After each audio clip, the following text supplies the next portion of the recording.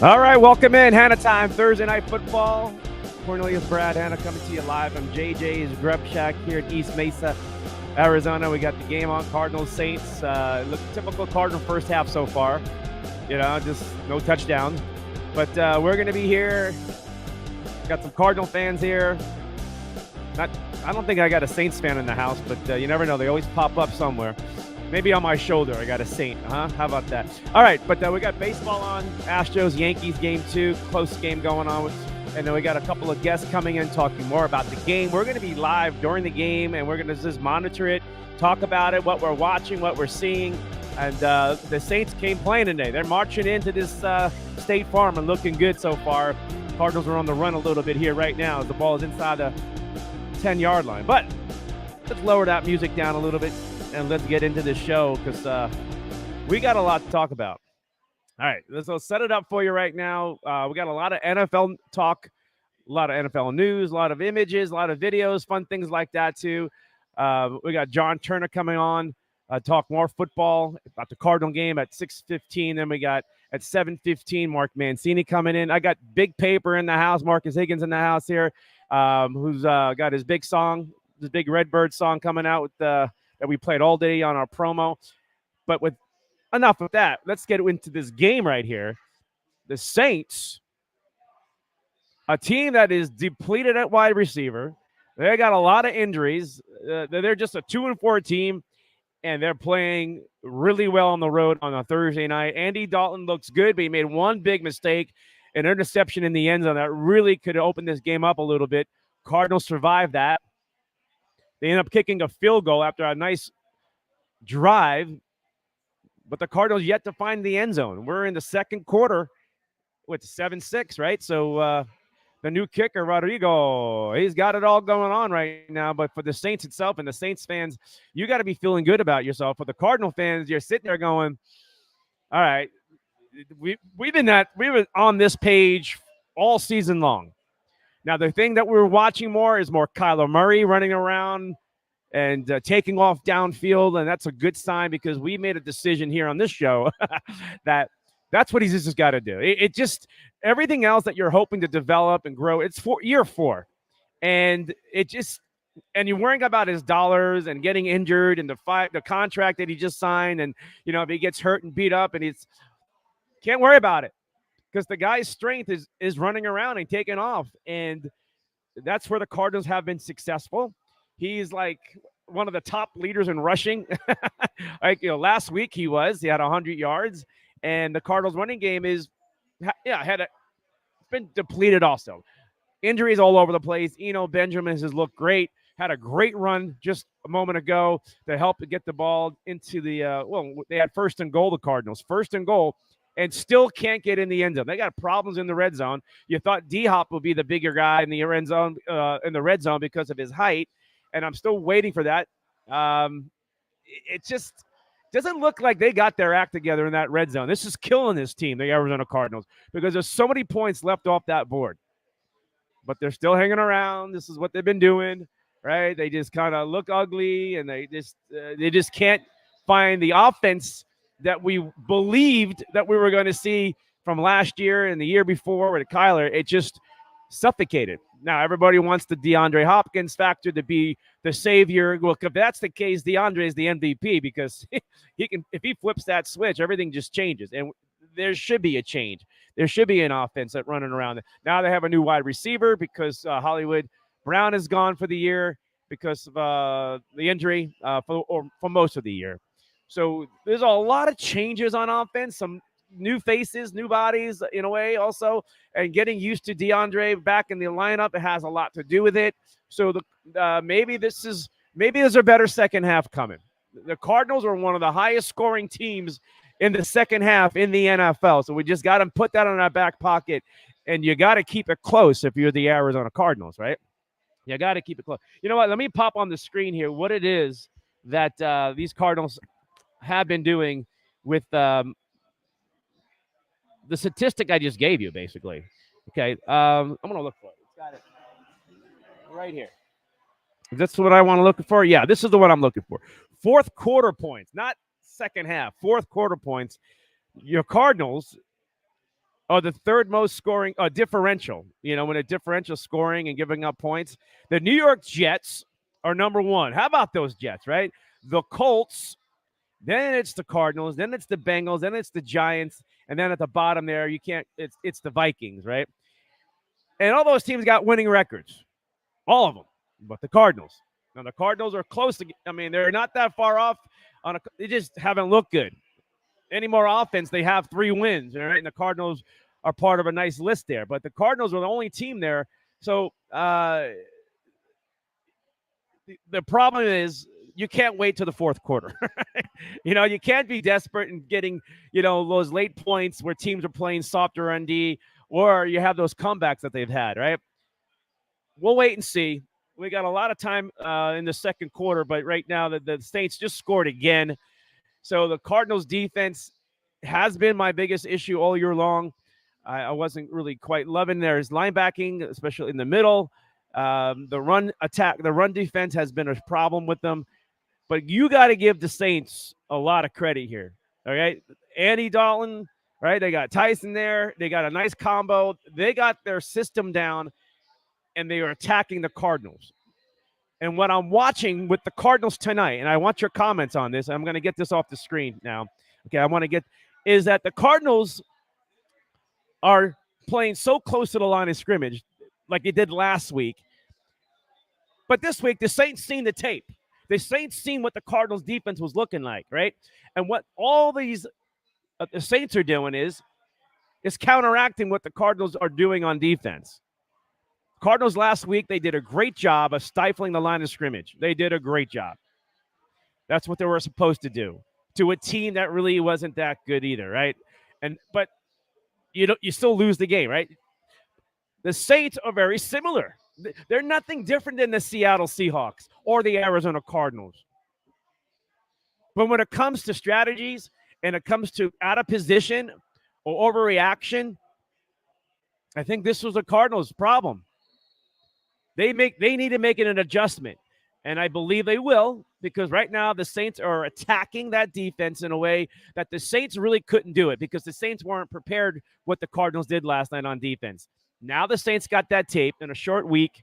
Let's see what Joseph, the defensive coordinator, is going to do about his defense, because right now the Saints have had 3 really good drives in this game offensively. Really, really good ones. 2 of the 3 are touchdowns. The other one was an interception in the end zone. Cardinals need to respond right now on offense and see how it plays out, because right now they're the same team we've been watching all year long, and this is probably going to frustrate fans if this continues. They got to really start making it happen. They're on national TV. The fans are watching at home, right? They got a large audience, right? This is a big one, but the Cardinals need to just find a way to get this offense moving. That defense is going to get tired, folks. That defense is not sustainable for the long run. They have limited depth. They got nice talent, but limited depth. So rotations and things like that, All right. And thinking about rotations, right? I think I got a stat here for it, but I know off the top of my head. Off the top of my head, the Cardinals on defense struggling at linebacker. They really are. And they didn't want to re-sign Jordan Hicks. He's a Minnesota Viking. The Vikings got a defense. They're playing well. Jordan Hicks, once again, among the top tacklers in the NFL. It's guaranteed every year. He did it in Philly. He did it with the Cardinals, and he's doing it in Minnesota. They're missing that guy right now, and that was their biggest offseason decision that's hurting them. The quarterback on defense was Jordan Hicks, and they need that kind of – and they don't have it, and I don't know where they're going to find it right now. Just putting it out there, folks, why this has kind of been a struggle, and you're wondering why their running attack is all over this Cardinal defense for most of the year too. All right. Your comments are strong. I appreciate it. As we're watching more baseball, we're going to try to keep you in here. I'm waiting in a few minutes to get John Turner coming in here. Your comments are good and strong. I appreciate it.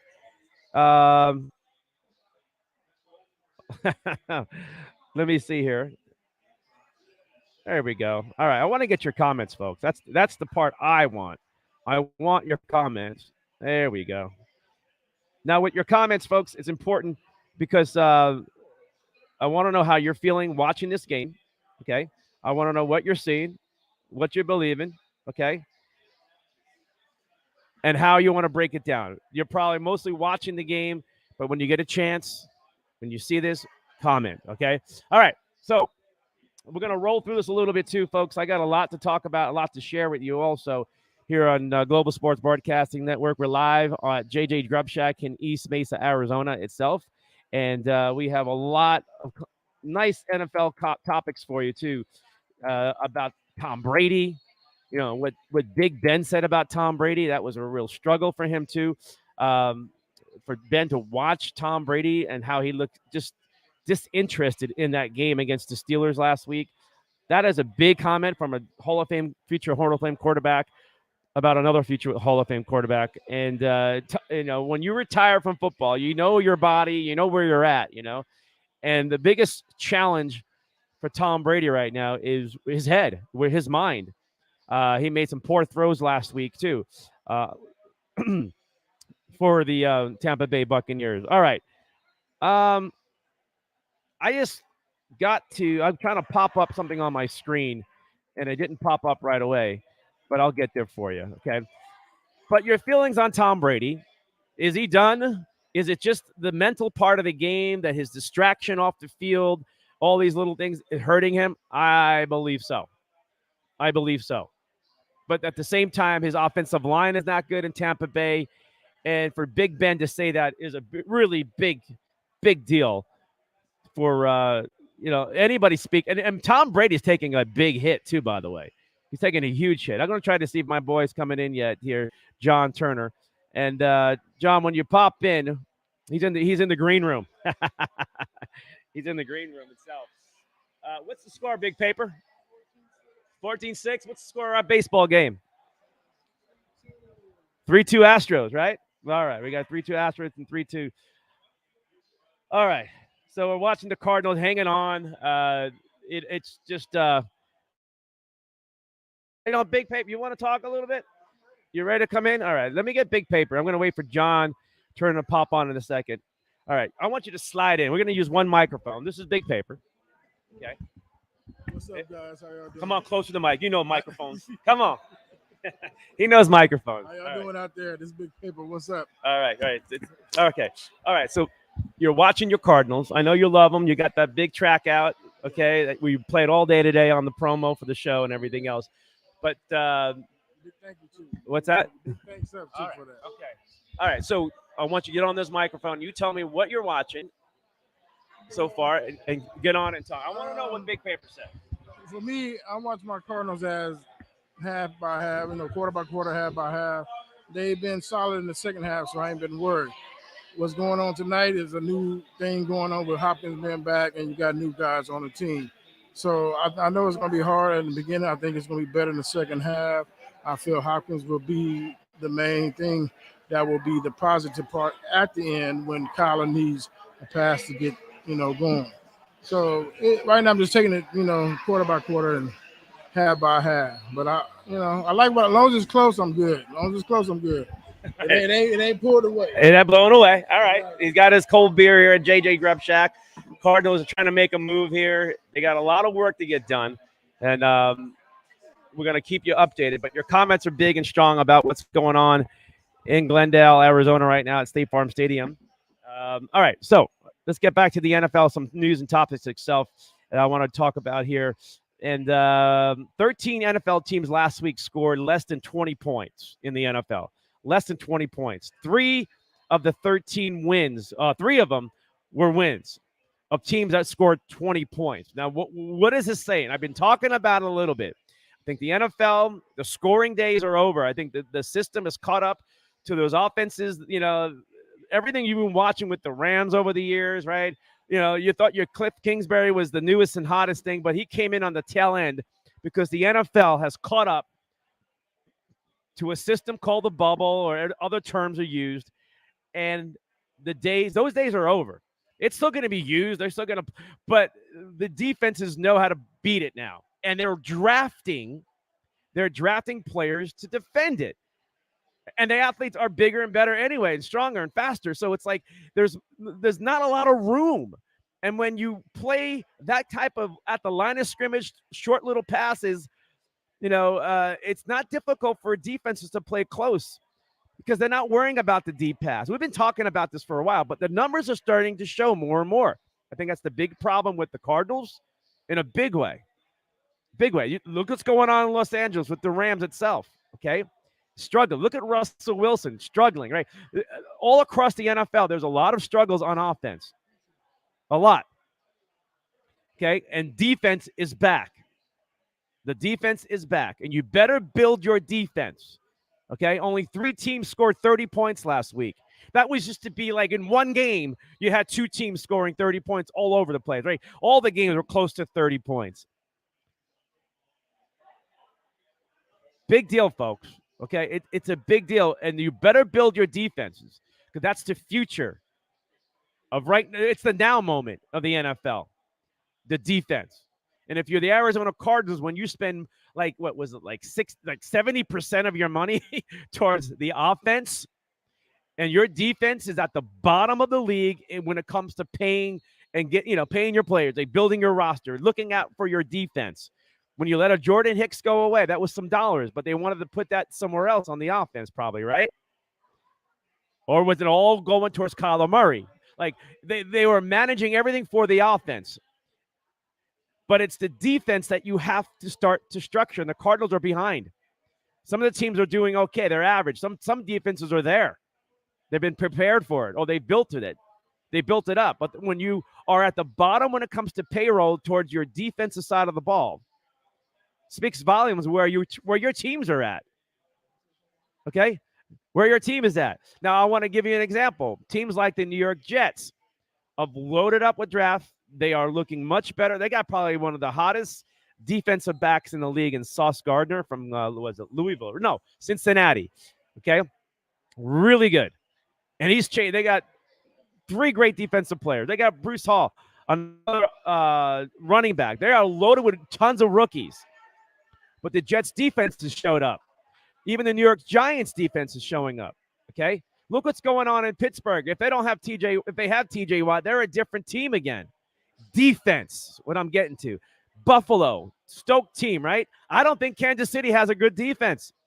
I really don't. Yeah, Paper wants to speak. I'm gonna get him on in a second. I got him stirred a little bit, but that's okay. The Cardinals are trying here. It's all Kyler Murray. There's no flow, but Kyler is the one trying to get it done as we're getting close to the end of the first half. What's that? They're going to try to tie it up with the 2-point conversion if they can score. The Cardinals got the ball inside the 5-yard line again. We're going to keep my eye on it, okay? And they got to call a timeout. So I don't know why they call a timeout. What happened? All right, okay. All right, so the NFL has become a defensive league again. The bubble has burst. Cardinals have put themselves, with that money situation where it is, and it may take another year to rebuild that. So is he upset? All right, so Kyler's upset as we're watching this live. All right, who's putting his arm around him? Is that Hopkins? Hopkins hugs him up.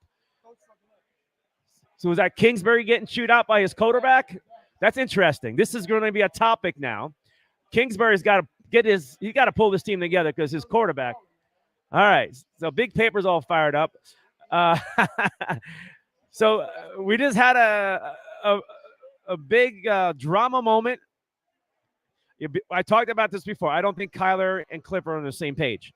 I don't think, and I think it's been like that since probably for a while, but Kyler's been playing along. But now they're trying to work it out. And I mentioned to you, they got to sit down and get it right because it's going to be disastrous.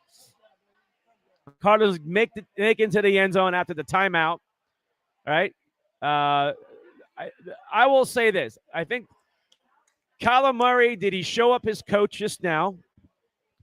Some will say yes, and but it's competition. It's heated, right? Cliff didn't really bark back.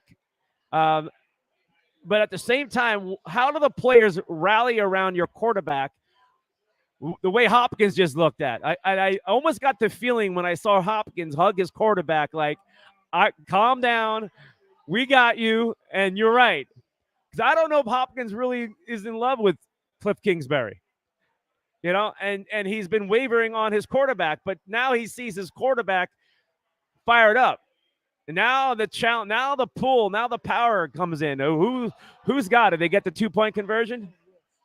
All right. They got a penalty. So the Cardinals are trying to tie it on 2-point conversion. I'm having fun with this, but that was awesome to watch. That was awesome. Do I turn on I don't know if John's on the line yet. Let me see. I got to get my boy John Turner in the show because I don't know if he actually was able to see the comment because he's got a lot to say too. So let me pop John on. I'm going to move around as the Cardinals are trying to get this 2-point conversion. We had a very exciting moment. Your comments are good. I appreciate it. Is a dead ball? Tip ball. So there's no interference. Okay, so the Cardinals are maybe unfortunate here with the tip ball. All right, let me see. All right, we got a lot of people popping in here. Where's my boy John Turner? There he is. All right, John, come on in. I got to give him that link again. There you go. All right, John, when you're ready to come in, fire in. You're right there. Did they change the clocks on me or something here? Because I don't know. All right, more news here. The Cardinals try to go for it again. Did he get it? The Cardinals converted a 2-point conversion. I don't know why the Cardinals got a second chance on a tip ball, but there was an interference. But when the ball is tipped, there is no interference because that means you can grab anybody. Once the ball is tipped at the line of scrimmage, folks. So I don't know how the Cardinals got away with that. What was the ruling on that? That's another interest. So the Cardinals may have gotten a huge break, folks. See, what happened was there's a 2-point conversion. Cardinals trying to tie the game up at 14, and they just did. But on the previous 2-point conversion attempt, there was a penalty in the end zone, holding or interference, incomplete. But the ball was tipped at the line of scrimmage. So once the ball is tipped, then you can hold, you can grab, right? It's active. The only thing I want to know is, was that penalty before the ball was thrown? Was it a hold? Was it illegal contact, after 5 yards before the ball was thrown? It didn't look like it. It didn't smell like it. But that was probably the ruling. I didn't get the full call on it. Because that's the only way I can think about how that play can be repeated again and have a second attempt. And the Cardinals got that, and they tied the game up 14-14. And we got a ball game. Cardinals have not looked good, but they're starting to find a groove a little bit. A lot has to go with Kyler Murray's legs and he's fired up. I think Kyler's finally woken up. I think the dollars and the money and just feeling good about his life, now he realized it's the football life that he's really in and taking control. And I told you a couple of weeks ago also, Kyler Murray knows he's the future, and he probably knows in the back of his head that I will outlast my coach. And if you don't think they think like this or happens, people talk, you got parents in your head. So Kyler is like, and he's supposed to be a quarterback, which means you take your team to the next level, which means you are more outspoken. You're going to challenge your coach more, and you're going to grow and develop into that quarterback, that leader that we've been waiting for. But at the same time, does it destroy anything in the locker room and Cliff Kingsbury? Is it fair? A lot of people at this point want Cliff fired, but you also wanted Kyler Murray out. And I paused the break on it because I wanted to see how Kyler treats this. And if he's taking the reins of this football team, now he may feel better that he's got DeAndre Hopkins. So now, to me, the MVP will be DeAndre. I keep saying that because one guy who can change that whole complexion of the team is this one guy called DeAndre Hopkins. And he's done it since he's been a Cardinal. Right? So, right? All right. Okay. Paper wants to pop in. Come on, Pape. This is their biggest local artist that we have. He's been part of the show for many years, by the way. And matter of fact, if you want to go back to the promo, this is the guy ringing out the words and producing that Redbird song that you heard earlier today. Come close to the mic. Get on it. How you guys doing? Hey, I got one question for Brad. Out of the Cardinals and a lot of teams in the season this year, what was the point scored on defense in the second half? And two, far as coaching wise and Collar, you cannot blame them too. You have to blame the Bidwells for what's going on. Reason why is because this was a project that was they created. Since they created this project, they have to let it play out how they want to. But same time is, as they see as it playing out, they can make the changes as they do so. Kyler has shown that he is a good quarterback for what he's doing. He's breaking records and he's doing what he's told to do. So you cannot blame either him or Cliff. Cliff is the coach, but the thing of it is, it's a project for the Bidwells because they knew he did not have the experience of an NFL head coach. Now, the thing what's going on is a lot of coaches around the league, they're figuring out, but at the same time is Cliff only knows so much of what the NFL is about. And Kyler Murray can learn what he knows.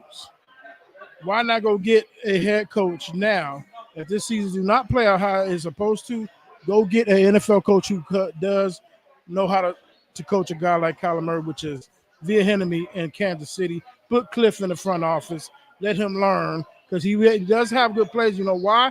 Because he had beaten good coaches. He had beaten the Shanahans. He had beaten the Tim McVay last year in the first game of the season, and he did it very do so. So I can't say he's not a good coach because he has performed as a good coach with leading us to victories.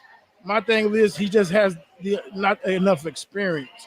He needs the experience to show what he can be. And I think send him in the front office, go get a real coach.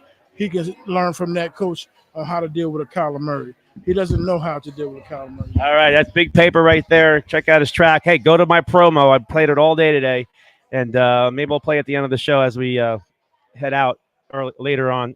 All right, I got some comments coming in right away. I got Angel on the air. I got Breon. Hey, Breon. I got Jay Lerma, Martin, Gerald Robinson in the house, Stephen Harris in the house, Kevin Hanna. Hey, buddy. Let's see.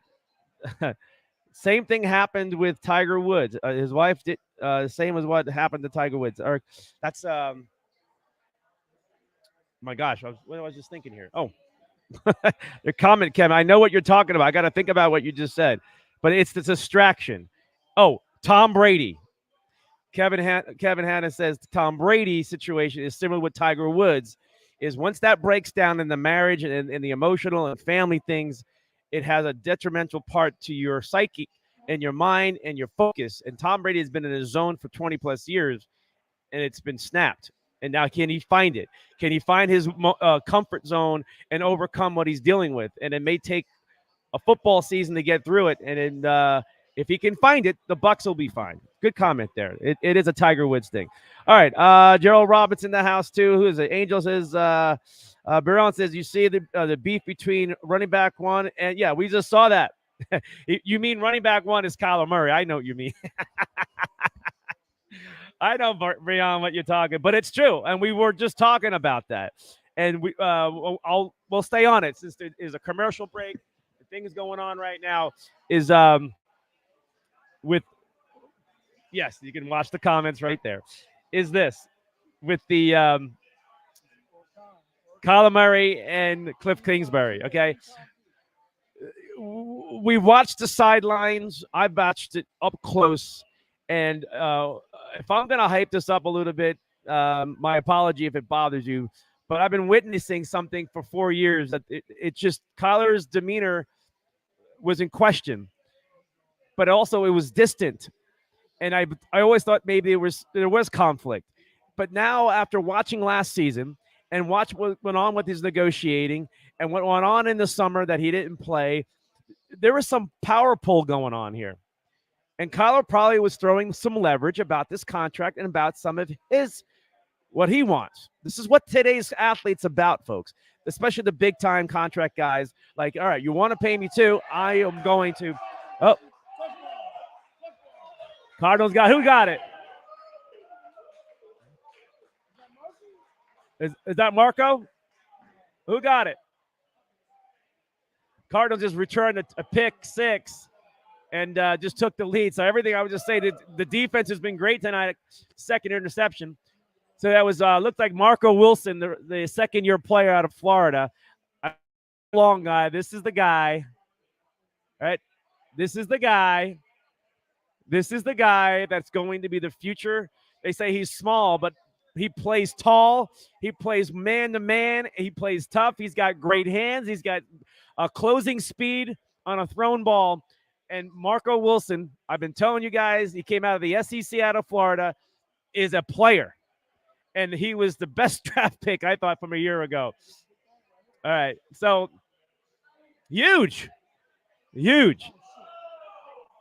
All right. No good. So, we still got problems with field goals in Arizona.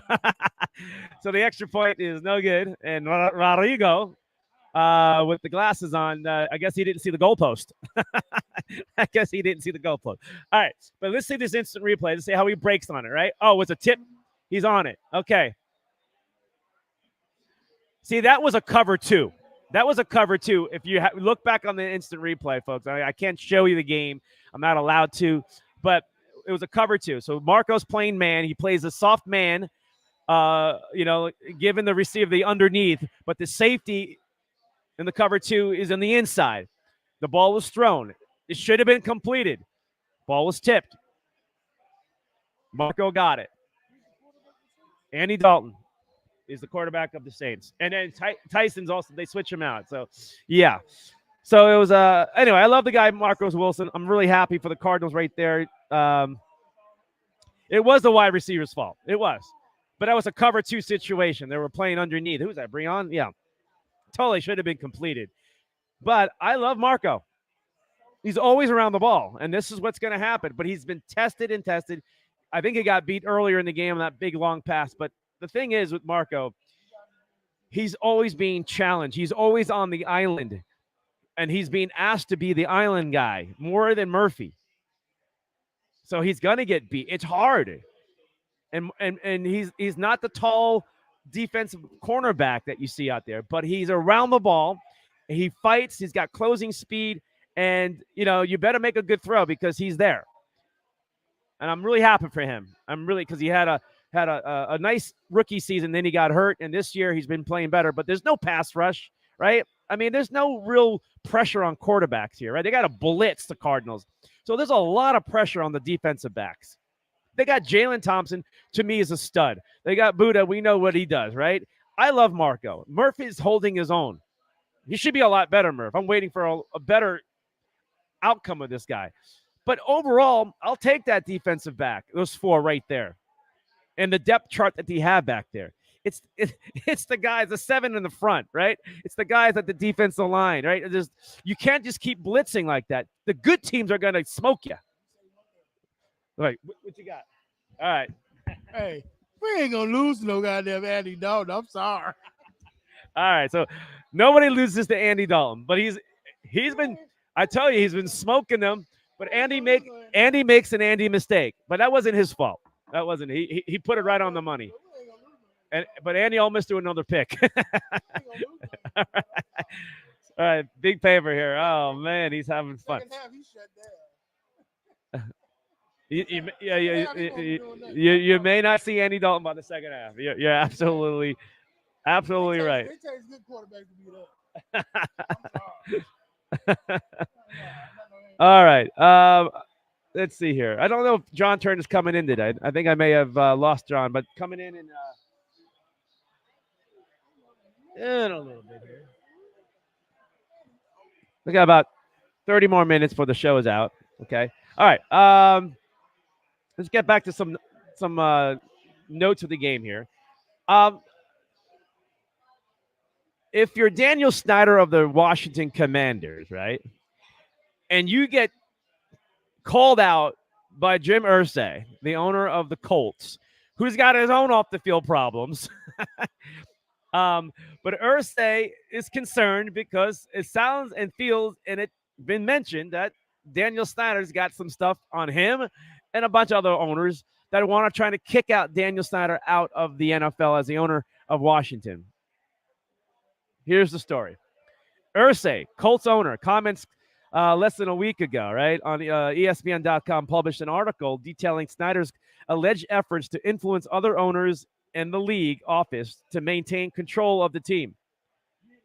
Snyder has told people close. We ain't gonna lose no Andy Dalton. I'm sorry. We ain't losing no Andy That's a Dalton. pick six, folks. That's two. That's two pick six. That's We're not gonna lose no Andy Dalton. I can't even get through my own stories. Like this game is turned into. All right, so Isaiah Simmons, pick six. The linebackers that I've been waiting to show up. Well, Andy Dalton makes a lot of guys look good. So the Cardinals scored 2 touchdowns on defense. Okay, they got 3 interceptions in this game. A lot of Tyson. No, it's Andy and Ty. So we're probably gonna. I don't know, man. We're gonna find out what happens with the Saints here. But Cardinals have broken this thing open, and mostly on defense, and you can probably say mostly because of Andy Dalton. But yeah, Jameis Winston's been hurt. Yeah, they've been flaking on Jameis Winston, and they're a different team with Jameis. There's no doubt. They're a much better team. Cardinals are going to go for 2 again, try to compensate for the missed extra point field goal attempt. So we'll just kind of watch. You're all watching it with me. I hope you are. And I'm going to talk to your comments in a minute here. Let's see what the Cardinals do. Throw, catch. They got it. Zach Ertz. Cardinals now extend their lead 28-14. And if you look at this card, I know the scoreboard looks beautiful, and you need a win. This is like a win for both teams because you can't go 2-5, right? It's not a good move. You get to 3-4, you're right there in your division and everything else. But there's a lot of work to still be done. We're still waiting for the offense to really put together a better showing. They only have 1 offensive touchdown, right? 1 offensive touchdown, the Cardinals, right? And we're late in the second quarter. So it's been a defense that has showed up. A lot has to do with, I think, Andy Dalton just doing what Andy does. But the Cardinals are in position. And remember, I was talking about it earlier with the way the Cardinals defense is playing closer to the line of scrimmage. They are challenging, like a lot of teams around the NFL, or all of them, is try to beat us deep. And they're keeping the deep safety, or soft safety, something deeper. So everything's going to be, you got to have to find a way to find room to throw that ball and bleed it in there, because you're not going to run well. You're not going to get those bubble passes and short passes around the NFL. And the Cardinals defense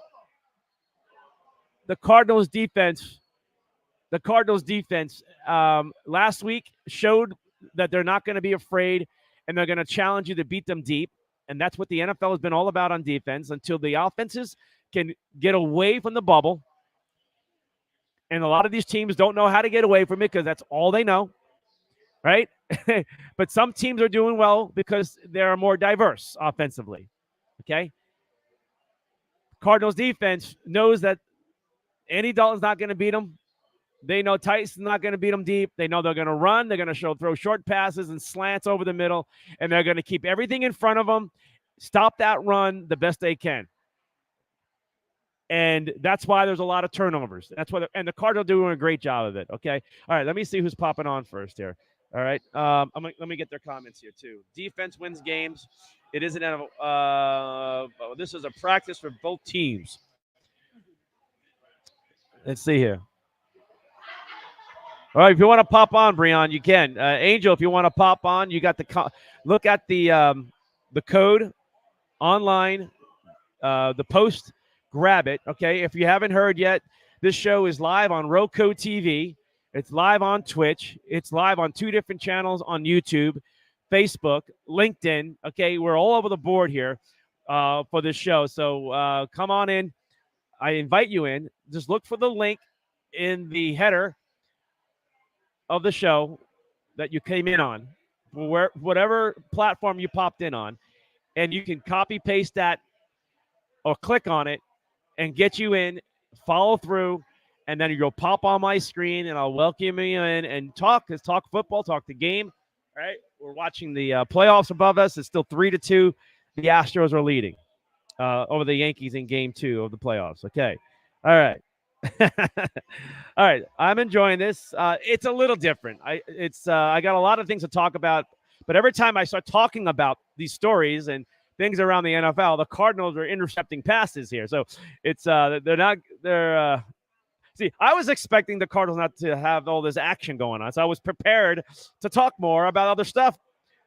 But the Cardinals have flipped the switch tonight a little bit, and okay, let's get back to the Irsay and Daniel Snyder. This is a big issue around the NFL.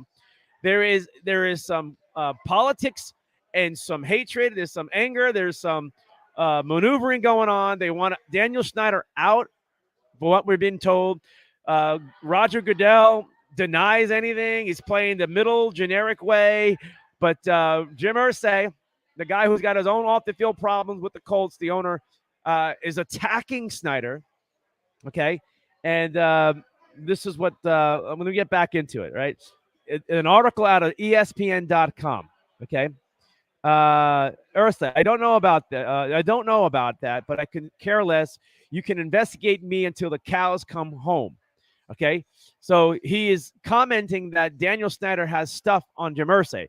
Now Irsay gets nervous and now has to respond. This is drama. This is like Housewives TV show here, NFL Housewives. The way these guys. Now, so let's go further with this. I'll just shrug it off. He says it's irrelevant to me, but I don't know about any of that stuff. I just focus on the issues at what's happened in Washington, and to me is gravely concerning. See, now he's throwing a jab back at Snyder and the Commanders owner in Washington. So the Commanders issued a following statement this past Tuesday in response. It's highly inappropriate, but not surprising that Mr. Irsay opted to make statements publicly based on false proof or falsehoods in the media. It's unfortunate that Mr. Irsay decided to go public with his statement today while an investigation is in process and the team has had no opportunity to respond to allegations. Okay, the Commanders have made remarkable process over the past 2 years. We are confident that when he has an opportunity to see actual evidence, talking about Daniel Snyder, in his case, Mr. Irsay will conclude that there is no reason for the Snyder to consider selling the franchise in Washington, and they won't. Then a letter, Snyder couldn't keep his mouth quiet. He comes out and says this. There is one allegation in the ESPN article. Allegation. Remember that, folks. That I feel is important to address immediately. This is now Dan Snyder.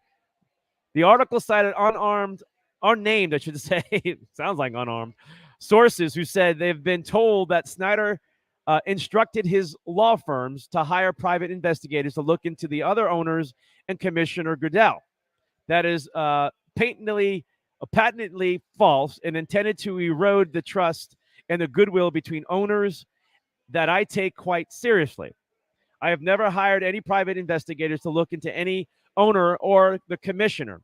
I have never instructed or authorized my lawyers to hire any private investigators on my behalf for any such purpose, and I never would. So now we're playing politics. It's Washington. It's amazing. You got to love this, right? Goodell told reporters on Tuesday there is no timeline. Now Goodell jumps in because he's asked the question for the completion of the White's investigation of all this, right? Now it's all of it. When asked for his thoughts on Irsay's comments, Goodell said he told membership speculation without facts is not a very positive thing to do. So I don't know if that's true, if he's just throwing something out there to kind of quiet it down and make himself look like he's in control, Goodell, by throwing it out there to all the owners, stay out of this. But man, this is drama. This is the NFL that they don't like. This is this is funny stuff. These are big time multi-billionaire people who are acting like babies. One funny comment on that issue. All right, go ahead. Hop in on mic, real tight. I was watching Fox 10 News today. This is what happened in Washington. I guess every football team has a betting thing at their stadium or not. But basically, it was a guy who won about $15,000 off a game against them, and they couldn't. They couldn't. I guess he couldn't even. He bounced a check that they couldn't pay for him winning. For his winning. So I said, "Wow!" I mean, and the news media was like, "I mean, that's $1 billion in this company? How they couldn't pay $15,000?" That show you the issue that's going on in Washington over there. You know, the gambling. They wanted the gambling. They wanted to participate in it. Now, since that was been brought up in the football way, I want to bring this up about Pete Rose. And I don't know if you heard this yet, folks. Pete Rose managed the Cincinnati Reds, and that's where he got caught, or he admitted that he was betting on his team. Okay. Then his tax stuff came in and all this, and they got him out of baseball, and they blackmailed him big time. And now, looking back on everything and there's gambling everywhere, there is a betting place inside the stadium in Cincinnati where the Reds play. How hypocritical is that? So if you have to, you cannot let Pete Rose out of the Hall of Fame, or at least let him have a chance to be voted in, right? Like, this is stupid. Like, you can have gambling in Cincinnati at the stadium for Reds game, but you can't have Pete Rose in the Hall of Fame. People are going to be gambling on the Reds, right? But no, Pete was gambling on his team. All right. Do you know who's not really gambling? Do you think every player, if you believe that everybody's innocent on this, you got to really wake up. Pete just got caught. And Pete is loved or hated. So somebody didn't like him because it's just that love-hate. Pete was always like that as a ball player and as a coach, everything. That's how he was. He didn't care. I worked with Pete Rose in Vegas at the MGM when he had his own show. I was with him. I saw how he gambled on horses and everything else. He had wads of money. He had a runner. He had a runner who go make the bets for him. I saw it all. That's his life. He's a gambler. You don't tell me he's the only manager or whoever in baseball. Okay? And now we get into the fact of other things. The fact that you allow gambling into your sport where it's supposed to be a no-no. Remember, Mickey Mantle was suspended from baseball because he was involved in casino stuff. And if you don't know who Mickey Mantle is, then look it up. And it took a while to let him back in. This is all hypocritical. Everything is. When it comes to athletes, who was the athlete who just got busted last year? The wide receiver for the gambling thing. Oh, my God, my mind slipped here. There's gambling all over NFL in their stadium. Right? Yeah. So I'm glad that was brought up.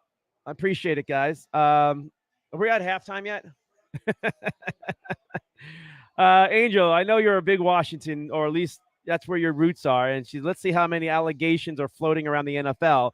Snyder did not hire anyone. He is being set up. FedEx Field. Yes. I wouldn't be, the way we've lived our last few years of our lives watching politics and how screwed up it is. Everybody's getting caught up, and the real woke is what you're all watching. We're all watching it, and we're not following. We don't even care what you're saying anymore because we don't believe our neighbors anymore. I know. I'm having a hard time with my own dog. You don't believe me anymore. That's how bad it's getting. So anyway, so the NFL has its own issues. NFL seems to always be around politics, and they really don't want it. And this story can actually get uglier because if you want to fire somebody and kick them out, they're going to go off, man. It's like they're going to sell it. They're going to make their trillions of dollars, Mr. Snyder, and he's going to pay somebody and say, let's blow it all up. Just the first one to sell overseas, though. Good one. Yes. All right. But we'll see how it plays out. We'll keep an eye on that NFL story. Is that still 3-2 up here? Up here. Baseball. Right here. All right. What inning is it in? What is it? 7th inning? Looks like the 7th inning. I got to watch the Yankee game, but we're rolling along. All right, more stories around the NFL. Let's talk about the, all right, top of the 7. Okay. All right. All right, let's talk Cardinals. We're at halftime a little bit, okay? Are you tired of the Cardinals scrambling to fix their roster, their team? Here we go. Injuries, and they don't have enough depth there. They got to go find guys. It's unfortunate. I thought it was brilliant and quick that they went in and got a kicker. But I don't know why they didn't go get that kicker, because the guy they got, they thought he was good.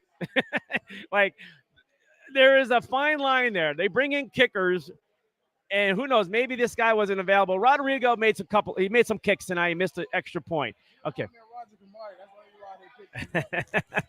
So, all right. So, but the confusion is, you got a kicker that you didn't even want him kicking last week in Seattle. But why did you even bring him back if you weren't even going to have him out there kicking a 47-yard field goal? Like, that is not logical. That's front office stuff.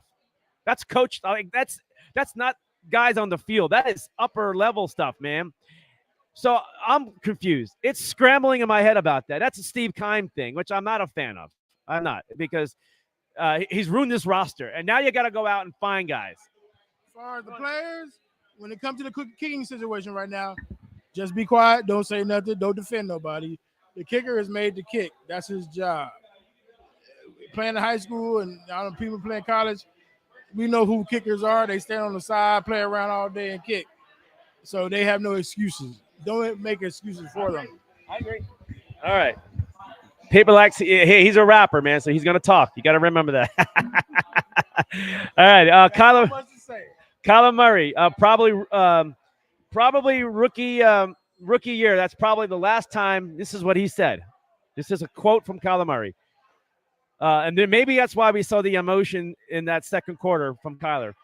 This is his quote. Probably rookie year. That's probably the last time I effing had felt this hard. Meaning his body, right? And how he's going through everything. He's felt lousy. He's feeling horrible because it's like he's never gone through this in his whole football life. Okay? Murray said on the offensive side, quote, we just feel it's tough out there right now. Yeah, tough. That's what it feels like. And a lot of it's self-inflicted. Put it on ourselves. Got to get better. Now, that's the first time I've heard Kyler Murray put it on everybody.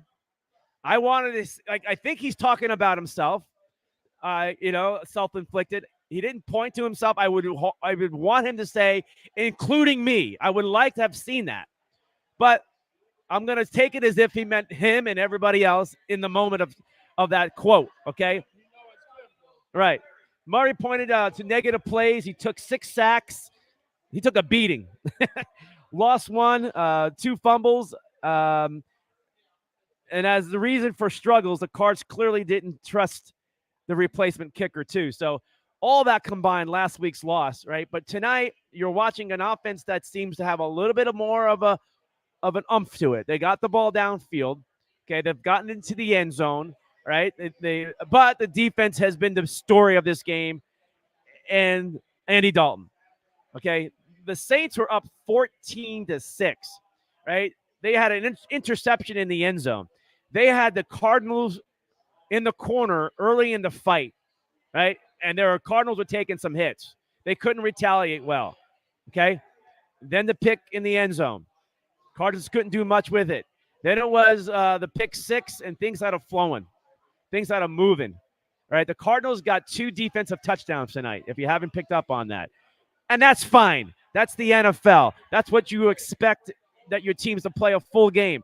And there are days where defenses play and win you games, and there's days where that offense has got to pick it up. Then there's days that special teams got to pick it up, okay? The Cardinals just haven't put it all together, and that's probably why they're an average to below average football team. Right now they're below. They got to play better as a whole team. It's not just one phase of the offense. It's not just the defense.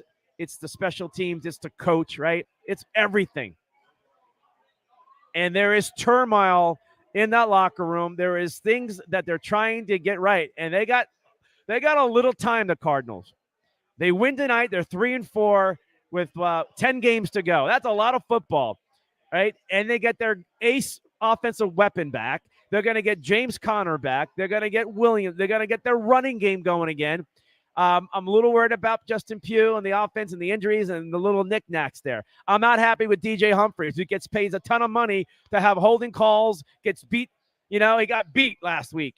And, a couple of penalties too. Can't be doing that if you're the ace of the offensive line. To me, he's not that caliber of a guy. Okay? But, you want to walk around the sidelines with your chains during preseason like you're the guy, you better play like the guy. All of them needed to. Right? All of them. Take those chains off and get to work, right? And I think the Cardinals may be waking up after 6 weeks of football. Okay? Now, we haven't seen much of D-Hop, but I think the D-Core, I think they're worried about him, and I think you're going to see more D-Hop in the second half, okay? Because there's two things. The Cardinals got a nice lead. They can take more chances now, and they can start to flow into more D-Hop stuff, all right? So they got a little wiggle room to get, and then they got their Anderson, the other wide receiver. They're going to have to work two receivers that haven't played all year with this team. They got a shot here. They can play around a little bit, right? So we'll watch to see how they play around. If they listen to me in Big Paper, okay? We'll see. So that's that bubble stuff. We can't do that. Can't do the bubble. The last play there, a little short slant. There's three guys right there. And if it's not a perfect throw, it's not good. I would say, D-Hop needs to deke in and then take it down the sidelines. Like, watch this move. In and out, right? He got held up there too, but anyway, we'll see. Maybe it's a setup for later on in the game if you're watching it with me, folks. On the field crap from Kyler. Field isn't the place to take your mouth. It happens. I mean, all the great quarterbacks have their moments with coaches, and I don't mind seeing that happening. The only thing is, you're right. There is a time and a place for it. But this is the boiling point, though. That you may have saw a boiling point. Maybe this is Kyler who believes what he wants. And I will say this again. Kyler's got his family in his ear. He's had him in his ear his whole life. And I've watched, even after games, he's really close to his family, which is fine. But they're in his ear, okay? And he listens. He loves his parents, okay? All the above. There's a lot of outside sources, and Kyler is the man, and he's now wanting to be the man. He's paid like the man, and now he wants to take it like the man, and he's going to speak. And I think you saw a big, loud one tonight. Okay, who was that? Todd, you saw that's just frustration there. Okay, that was a play clock going down, getting the play in, and not being prepared. And Kyler probably thinks with his video game mind, I got the play. I got it. Let's roll. And he may be right. He may be wrong. But frustration. All right, you want to talk? All right, Paper's got it. He's got it on paper, okay? I say as far as Kyler, I think what he is seeing is frustration from the media and everyone else for him to do well. But this is the first night he got Hopkins back, so he wants to do well for him. But as far as Cliff, he see the new weapons that he have, so he wants to see what he can do with the weapons he have, which is two different combinations that's going on. I think as other games go on, they may fall into sync in what they need to do as one, not just you and you. All right. That's Big Paper right there. Kyler Murray is little. But I love my divas. He likes his divas. All right. All righty. I want to try to get your baseball score. It's still 3-2, bottom of the seventh in Houston. Yankees down by 1. The Astros. Okay. It's still a tough game. Last night was a tight game too. So these are tight series. We don't know how far the series is going to go, but you don't want to go down 2-0 if you're the Yankees. But you do go home after tonight and get 3 in a row. All right. Let's get back to more football conversation here. We're going to roll through it. I got some things to show you here. Okay, I do. And I know that Big Paper, I want to throw this in for you, all right? I'm going to throw you some football stuff, okay? Let's have a New York moment. New York moment, okay? Those are the Jets. That's Buffalo, New York, and that's New York Giants. Okay, let me get that off the screen because I'm blocking it. Green Bay lose to 2 New York teams in 2 weeks. Now, if you can't see what I'm looking at, that's a New York kind of moment right there. They're having the New York football teams are on fire. Looks like the Dallas and Cowboys in all them divisions. Right. Which means nothing. So now next one, right? Wait, hey, at least they're winning. At least they're winning. All right, I guys, this is my favorite defensive rookie of the year right now. These two guys, the New York Jets. That's Sauce Gardner. He's got the cheese head on in Green Bay. He got the cheese head knocked off by one of the Packer players. He didn't like it after the game when the Packers got beat up by the Jets last week. And then Brees Hall is having a tremendous year. They got the second-year quarterback in Zach Wilson. The Jets are on the move, folks, and you're making some jokes about a week ago about some stuff. They're better than the Cardinals. They are better than Cardinals. I'm telling you, they are better than the Cardinals. And they got players, and they have a future. No way. They have more young talent than the Cardinals do. Second half, they're flop. Well, they're growing. This is a team that's still growing, but it ain't got tough yet. But they will beat the Cardinals right now, no doubt. Wait till they get no. There's no way in hell. They can't beat us. Oh man, you don't know who Sauce is yet. I know what. Oh, I know what we can't do. All right, let's look up. Jets, See, this is getting paper. Paper's getting all fired up. And we got Miami. Who else in that division? They got New England. Buffalo. I got no way in here. They got Buffalo twice. Wait till next half. Cardinals got the Mickey Mouse NFC West right now. Wait till it's time to win. All right. And the Jets will lose. Here is Here's Sauce Gardner, the rookie defensive cornerback of the New York Jets. He's a hot talent, folks. And after the game, he grabbed a cheese head from one of the fans, or maybe it fell off the side of the railing. I don't know. But he's walking into the locker room. One of the Packer players doesn't like it, knocks it off, and I think you watch the cheese head get put back on by Sauce Gardner, and then he puts it and brings it back to the fan itself. All right, here we go.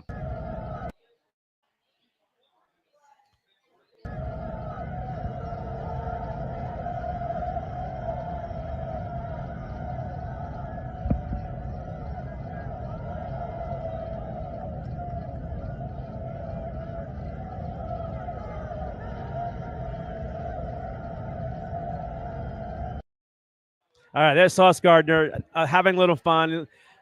He's a special talent, folks. He's a special. I'm not going to play it again for you. All right, we're going to stay in this little New York moment too. If you're a hockey fan or a sports fan, folks, and you're going to propose to, you got to watch this, Big Paper, okay? You got to watch this. You're going to propose to your woman, and you're going to get on your knees. You're going to take your shirt off. And the cameras are on you. They're on the Jumbotron in New York where the Islanders play hockey. You got to make sure your woman says yes. Here it is. Watch what happens. I felt bad.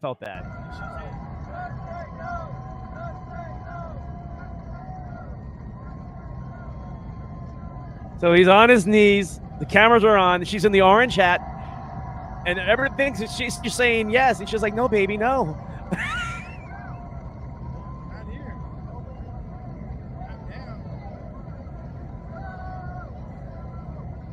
Here it is. Here's the moment. She's like, I'm out of here. I'm sorry. I'm taking the D train back to Manhattan. I can't do this. Oh, man. Look at that. Oh, that hurts, man. Get your shirt on, dude. Get your shirt on. Oh, my goodness. Don't ever do that, folks. Don't ever. She has another boyfriend somewhere else. That's why she got another boyfriend? She's got a couple of boyfriends then, I guess. She's like, I got this boy. The guy looked kind of older, too. Was he kind of old? I don't know, but that's your thoughts. Guys, don't propose in a stadium. You got to make sure your woman's been asking you to marry you before you go. All righty. All right, we're just having a little New York moment. Okay, all right. Let's roll back up the top here. I got some things to show you. Okay. Yeah. All right, we got. Look at this right here. Justin Herbert. Doesn't. Look at this. Look at this. I'm going to read it to you, okay? Passes during Monday night's game, right? He threw 57 passes. Do you know what the final score was? Who was they playing? Denver Broncos. They played Monday night. He threw 57 passes. You would think that they scored like 30 points. They went to overtime. They struggled to get offense, and they won 19-16. But you had to throw 57 points. Now, it's not all on Justin, but this goes back to what I'm saying to you, folks. The defenses know what you're doing now. It's whole different, and maybe we're getting a good sign with the Cardinals defense that they know how to play now in today's game of the NFL on defense, because it's the name of the game. I'm telling you, stick with me here. Your offense needs to find end zone, but those days of 30, remember we saw 44 to 41 games for the last 3 years. Have we got there yet? I think we had like one game or two. We used to have that every weekend. We had like a whole bunch. We had 30s to 35 to 32 games and overtimes or fourth quarter scores, right? Even last year's playoffs were nuts, right? With a lot of what happened, man? What happened? Oh, you know what happened? As far as what I see, is happens every year. Let me get Justin off the screen. Hang on. All right. As far as what I see is what's happened every year. It's slow on the offense and fast on the defense, but I think it's really happening now because no one played in the preseason. Since the preseason wasn't, no good, everybody is trying to construct their offense now. But by second half, most offense will be scoring 40, 30 points because it will create more division once the offense get going. You think the offense is coming around? Yeah. Ah, I don't know about that. You notice the ones who are already set, they're already scoring 30 points, like Kansas City, teams that already have their offense. Even Tampa Bay, but Tampa Bay lost some players. But I think with us, now we got Hopkins back. We will be back in the 30 points, 40-point range as our next week's approach. All right, we'll get to wait and see. It may take another week for them to get into the flow of things. But by the way, if you can't get to like 3 touchdowns a game in the NFL, you shouldn't be winning. Everybody in the NFL, if you to win, you got to at least get over 20 points, right? We thought this Cardinal team should be around 26 to 28 points a game on like an average, right? And then you hit some 30s here and there, and it averages out, right? That's kind of where I think there will be, right? But we got to find out if it's going to happen. We got 10 more games after tonight, and that's 28-17. The Saints responded out of the locker room with some points, so we still got a ball game. There's that little bubble again. That's not going to work, folks. If you got DeAndre Hopkins, you better be throwing some passes down the field. Like, have they really challenged downfield yet? Anderson, he's a nice down the field guy. Again, another tip pass at the line of scrimmage. That's bubble. The reason why they're blocking passes at the line of scrimmage and deflecting is because they're all playing close and they're waiting for it. They know what's happening. Everyone knows Cliff loves the screen game because he called 3 of them in a row last week. Yeah, the Rondell Moore screen. Is that out of the playbook yet? All right. So we're having fun with this. All right. So let me get into more NFL stuff here and some things that I've been trying to pop through here. All right. There's a big game Sunday night. In some ways, Tua is returning. Looks like returning to the Dolphins starting quarterback.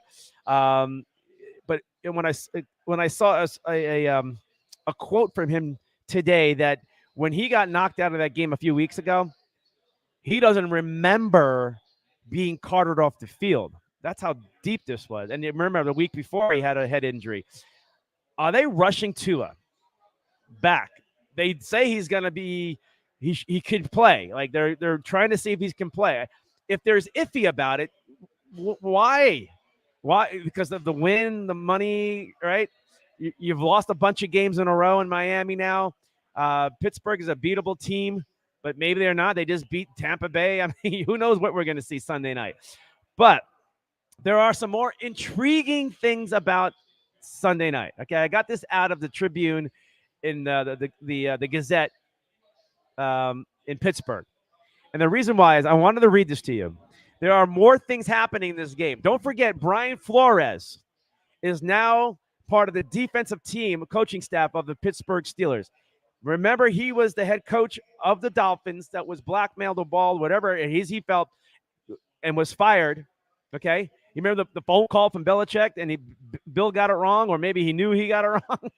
Okay, and there's a big lawsuit, and now you have Mr. Wilkes coaching in Carolina out of nowhere. I'm like all this is right, but Brian Flores is going back to Miami. Okay, this stirs up this whole conversation. The NFL is going to get this is what going to be talked about, and the cameras are going to show Brian Flores a couple of times on Sunday night. Let's see how the NFL likes that. I don't know if they're going to try to stop the network from NBC to go too much with it, but it's a topic that they can't ignore, and NBC better at least show it because it's real. It's real. Okay. More topic. This is the undefeated 50 years of the Dolphins' undefeated season, and 1972, and they're going to have a commemorative tag or patch on their shoulder itself. Let me get that off the screen if you read it with me. And that says 50 years on it. But I saw one of the coolest jerseys coming out of Miami. It was number 72, Dolphin jersey with the patch that I just talked about from 50 years ago. And the name on the back says undefeated. The year 72, undefeated, the name. That's great jersey, man. If you're a Dolphin fan, if you don't have one by now, you got to go get one. That's just a no-brainer. You should have had that years ago, and I'm sure they have. Somebody has one of those. But I saw it today, and I went, that is an awesome – that's one – like nobody can own that in the NFL but the Dolphins and their fans. Awesome jersey. Awesome jersey. All right. I talked about it earlier. This is Big Ben talking about Tom Brady. And last week, watching the game, it didn't look like he wanted to be out there, he says. Right? And a quarterback knows when a quarterback is not interested. I think Ben a few times didn't want to be out there. Your thoughts on Tom Brady again? We talked about this Tiger Woods kind of thing. When things go wrong at home, it breaks down so much in your own career. It's hard to keep your focus when you're on your job. Think about yourself on a job when you got a lot of chaos back at home, right? Or things around outside of work. It's hard. And even if you're a great one like Tom, it's hard. All right. More comments coming in. And what do I got here? What is this? Oh, the misdemeanor charges on Davante Adams. Let's see here.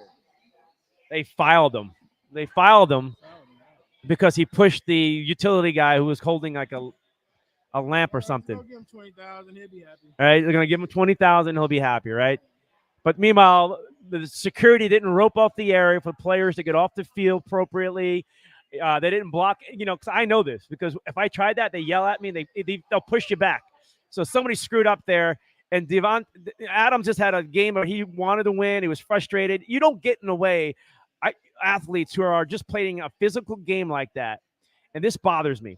I don't think this is somebody looking for 20 grand and trying to make their life better. And you walked in the way. He didn't push him, paper, like he was like. It was a reaction. Like if I walk in front of you, like, what are you gonna do? And you just played. You're hot-headed from a game that you just finished minutes ago. Think about it. I hope the judge and whoever looks into this just makes more sense out of this. That was Kansas City Chiefs night. Yeah, I'll be mad too. All right, you played the Chiefs. Okay. All right. Put that in perspective. All right. Just watching this baseball game here. All right. We're winding down. We're getting closer to nitty-gritty here. I think Mark Mancini is going to pop in. All right. Tennessee, the Vols, who just beat Alabama last week, right? They tear down the goalposts. We had a few of those here in Arizona State, Sun Devil, and some of the big games over the years, right? And Tennessee generates $91 million a year, the football program. But they're trying to make the fans to pay for it. Like they're looking for donations to pay for the goalposts. Can you just go buy one? Like that's so tacky, right? You just won, right? You just kind of like put a little soil stain on that great victory when you come out and go, we want our goalpost back, but we're going to ask for donations now from our people and our fan base we can buy one. This is Tennessee football. Yeah, seriously, it's for real, man.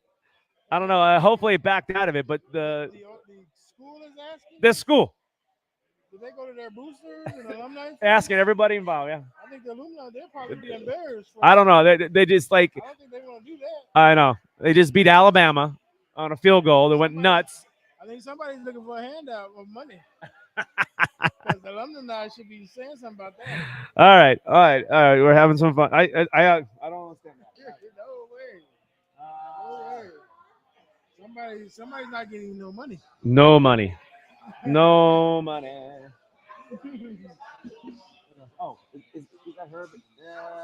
I got a few things I want to pop in on you. I don't want the Herbert thing on. Get that off the screen. Sorry about that, guys. Sorry about that. All right. Right? Okay. This is proof earlier when I was talking about the Reds who are putting a gambling place in their baseball stadium, but there's Pete Rose. Cincinnati Reds announced a multi-year partnership with BetMGM to have a sports book in the Great America Ballpark where the Reds play. I'm just confirming that I'm not just saying stuff. But Pete Rose is sitting there going, "Are you kidding me? Are you kidding me?" All right. I hope something changes. This is getting stupid, but there's your. We'll talk more baseball now. Let's see here. How about this fact? This is pretty cool.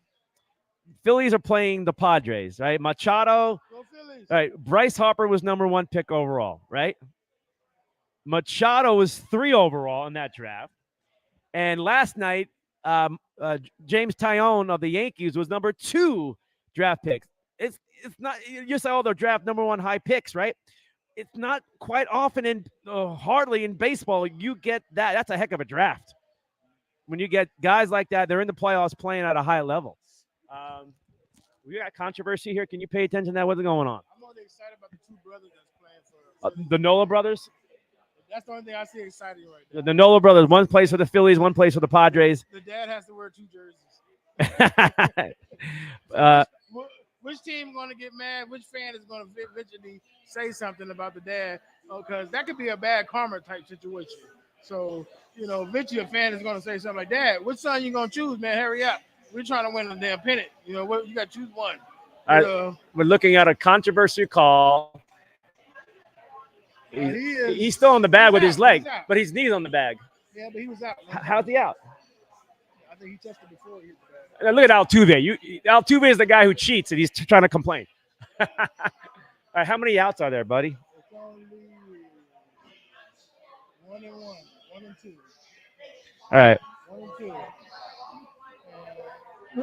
R14. Is there 1 out or 2 outs? I can't tell. It's like 1 and 2. I mean, how many dots there? Is there 2 dots or 2 outs. there's two yellow dots? Oh, that's not good. All right, I need Stanton to get a hit here. 1-0. On the count. All right, I need to get a hit here for Stanton. Come on, Stanton. We need a hit here. We got to tie this game up. Let's go. Let's roll. All right. How are our Cardinals doing over here? Still 28-17. All right. I got to see an offensive drive by the Cardinals. They're back at their own end zone, about 80 yards to go-ish, right? I got to see a Cardinal drive, a real meaningful offensive drive that really makes you feel better about them. They are a second-half team, okay? They are a second-half team. And I don't think they're going to pitch to Stanton. They're scared of Stanton. I got 2 big things going on. I'm nuts. It's great. All right.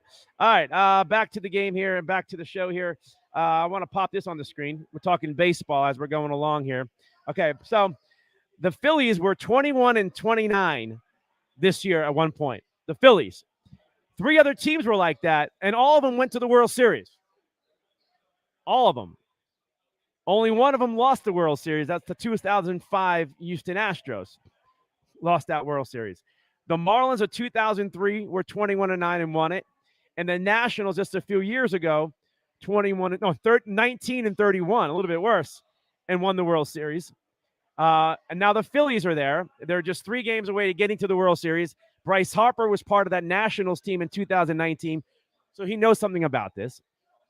I just feel it's Philly years because right now the team, as far as the state, they're getting good things with the football team. They have a good atmosphere and chemistry going over there.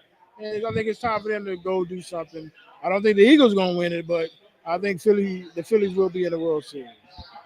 All right, Philadelphia. Philadelphia. Who they play next? The They Yankees? will play one of these two teams right here. Yeah. Okay, we'll see when we go to the Yankees. Oh, man, you can't be looking at strike three with the guy at second base. Frustration in New York, man. We're down by one and going to the bottom of the eighth. Oh, man, that's frustrating. That's frustrating. All right.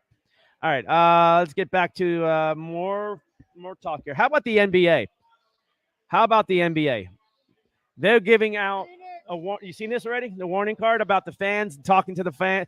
You're not allowed to talk crap anymore. That should be towards the fans, though, not the players. Right. The fans need to be quiet and watch the That's game. what this was about. The NBA is warning the fans that anything. I'll read it to you. I'm going to read it to you. All right. Being issued a warning that here it is. Any gestures and behavior that you have directed at the players, coaches, game officials, other spectators, like other fans, constitutes excessive verbal abuse or behavior that is disruptive, interfering with the game participant or another spectator, are in violation of the NBA Fan Code of Conduct. This is the first and only warning that you will receive. This card right, this like you're not getting a warning at the game. If after receiving this warning you verbally abuse any player, coach, game official, spectator, engage in any behavior disruptive, blah blah blah, okay, you will be immediately ejected from the arena without refund. There it is. And your ticket should be taken away for at least a year or two. You think suspended? I mean, if you get an altercation, you should be a ban. But if you do it more than 1, 2, 3, All right. you should be subjected at least 1, 2, 3 years of not being able to go to the game. All right. I get you. I hear you. It needs to stop. It's really distraction to the game. Fans, they come to the game and enjoy it. They should. All right. Yeah, just enjoying the game. All right. About the players. So the Lakers, LeBron James, folks, I'm telling you right now, it's I'm gonna get on this side of the screen here and talk to you. Okay, I'll get on this side of the screen. All right. So you're looking at some of the dynasties or some type of greatness, right? Kobe Bryant, his dynasty runish with the Lakers. Okay. Chicago Bulls and Michael Jordan. Okay. During LeBron James' career, the dynasty is the Golden State Warriors, right? If you're going to be the greatest of all time, you need to be part of that kind of a list. You can't like you didn't elevate your team. The Golden State Warriors are still doing it. And wherever you've gone, how many won? Like 2 titles, right? We should have came to Phoenix. Should have came to Phoenix, is what paper said. All right, I want to see more comments. I'm going to get LeBron off the screen a little bit. Appreciate it, guys. Steve Bellis in the house. I appreciate it, Steve. Tom Brady needs just to retire and walk away. You know what? If Tom Brady is getting divorced, I don't think he's leaving. He needs something to keep his mind off of it. This is you don't want to be sitting at home. Heck no. If he take a punishment this year, I think he'll retire and go to Fox Sports and he'll be the #1 color analyst for Fox. And he'll be still married. Yeah, he's got a job with Fox, by the way. He's going to be the part of the A team right away once he retires. That's already been a deal done. So, all right. I don't know what's going on. People are trying to call me. Stop that. All right. I'm watching Cardinals play win. They are cheating for Tom Brady because when they played Atlanta should have got the ball back. That was a rollover. It wasn't that of a quarterback, throw into the ground. He is getting a lot of favorite calls. You're talking about the roughing the quarterback stuff. Yeah, that was bad calls. Tom's gotten that, but a lot of quarterbacks. There's a lot of quarterbacks who don't get it too, by the way. Exactly. But Tom Brady is not. He's at the bottom of roughing the quarterback percentages. Mahomes and Josh Allen have gotten the most calls for roughing the quarterback, and any quarterback at a major difference, by the way. Not Tom Brady. It's not Aaron Rodgers. You would think those guys would get more love. And I give it to them. You know why? Because what's been killing me with these other quarterbacks, they sliding first. You don't need to slide first, especially when you have a first to get. Patrick Mahomes and Josh are guys who go forward, and I do like that. Kyler needs to do that. A lot of quarterbacks need to do that when it's time to get a first or a major down that you need to get. Don't play around. I go by old school rules with like John Elway in the Super Bowl when he dove his life. He dove for it, and you got to dove for when you want to win. You got to take it all. Don't play around. You know. All right.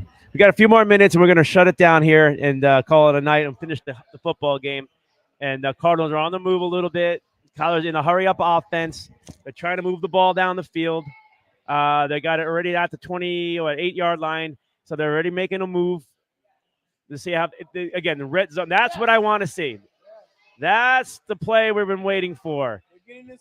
All right, so they threw a little sideline pass about maybe 15 yards or so to D-Hop. He got man-to-man coverage, but D-Hop is the jump ball guy. And Kyler has been trying to throw. That wasn't even a jump ball. That was just a timing, Let's see if he goes right back to it. I want to see. This is all a D-Hop drive right here. We talked about it coming out of the locker room with the Cardinals. We talked about how the Cardinals are going to try to find. They got some playing room here. I want to see a distraction. I want the new guy to get a touchdown. Oh, well, we may get one. Everybody focus on D-Hop. Touchdown. Did he get the pylon? He got the pylon. Touchdown. Who was that? Is that Eno? Oh, the new guy. All right. I said it was a new guy. I didn't know which. All right, so let's give it up for the Cardinals on an impressive drive. This is what we were wanting to see on offense. Is even though they're playing the Saints and the Saints are depleted and they got. Was he down? All right. We'll still call it. Because the Cardinals have to still get this ball in the end zone. The red zone offense has been a struggle. Like we thought they just got one, but they're going to call it back and put them down around the 1-yard line, and the Cardinals are going to have to find it. But we'll wait and see. Then we'll wrap up the show. I'm going to play Big Paper song. Is it called Big? That one's called Red Bird Team. But also I'm getting works with a new one. You're going to like this one. It's going to be more of a hip-hop type. And I hope I drop it at the right time when the Cardinals are doing well. So all right. Be looking out. All right, so he got that one coming in, but we're going to play the Redbird song as we close out the show, and I'm going to go through all those nice photographs, too, that we showed earlier from over the years. So what down? Is it second down and goal? Yeah, probably no. First and goal. First and goal. All right. All right. And we're in the top of the – no, what inning is this? Bottom of the 8th? Okay. All right. So we got two big things going on here: baseball playoffs and the Cardinal game. Here is bad snap.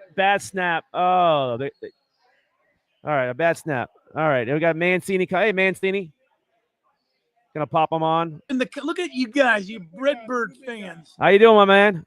I got Big Paper here. Hey, say hi to Big Paper. Big Paper, how you doing? I'm Big Paper. I'm in a city where.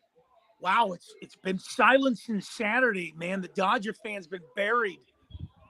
The silence, not a lot of happiness, love in LA right now. Even the Lakers are coming out of the block. Yeah, slow, I had a guy that said, "Man, Mancini, I can't listen to you." I said, "That's okay. Everybody else does." Well, we're watching this Cardinal team. It hasn't been much of an offense for them, but until now, but they're struggling in the red zone again.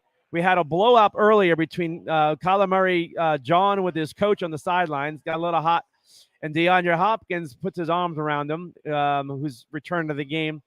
The Cardinals had two pick six on Andy Dalton, and a couple of 3 interceptions on the day, and it was 14-6 the Saints at one point, and now it's about to be 35-17.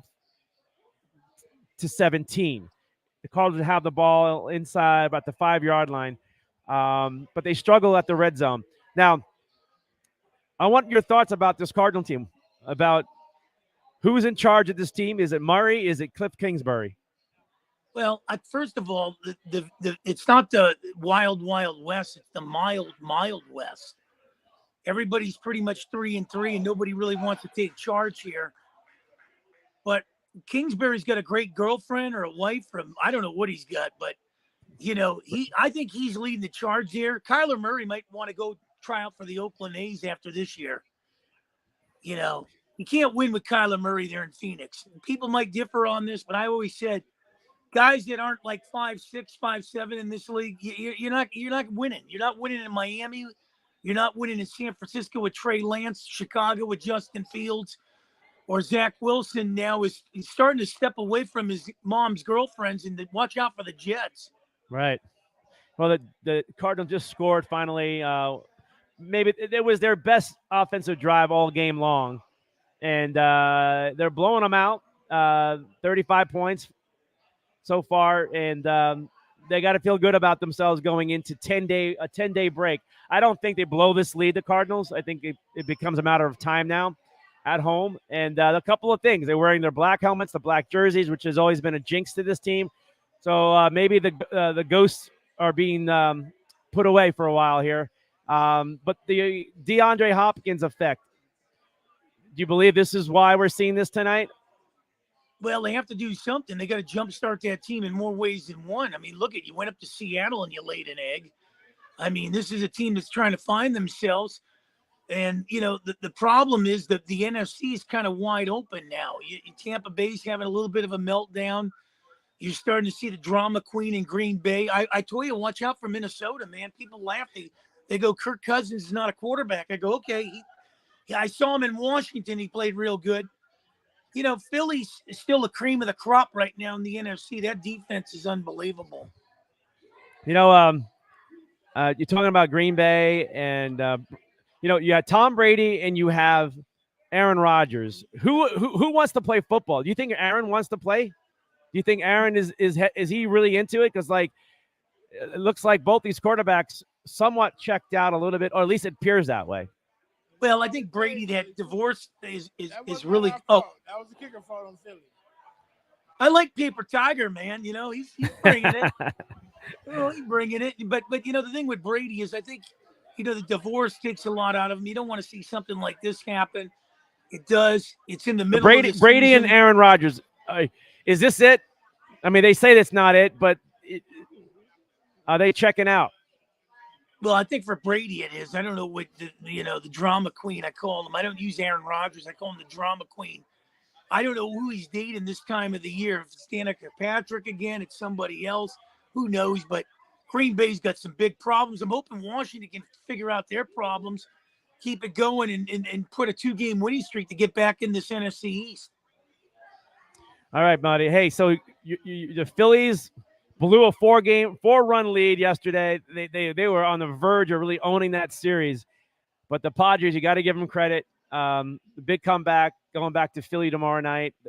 Baseball playoffs at a high level.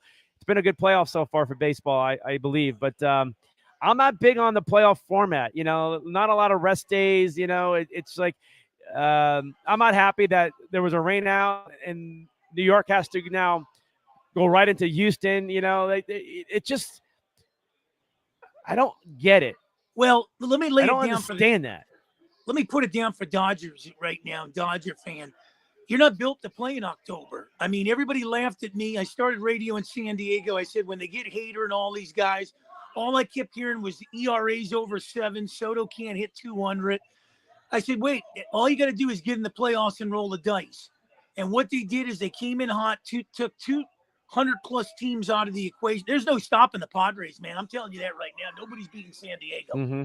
I've had San Diego on the radar. I told you the last 2 years.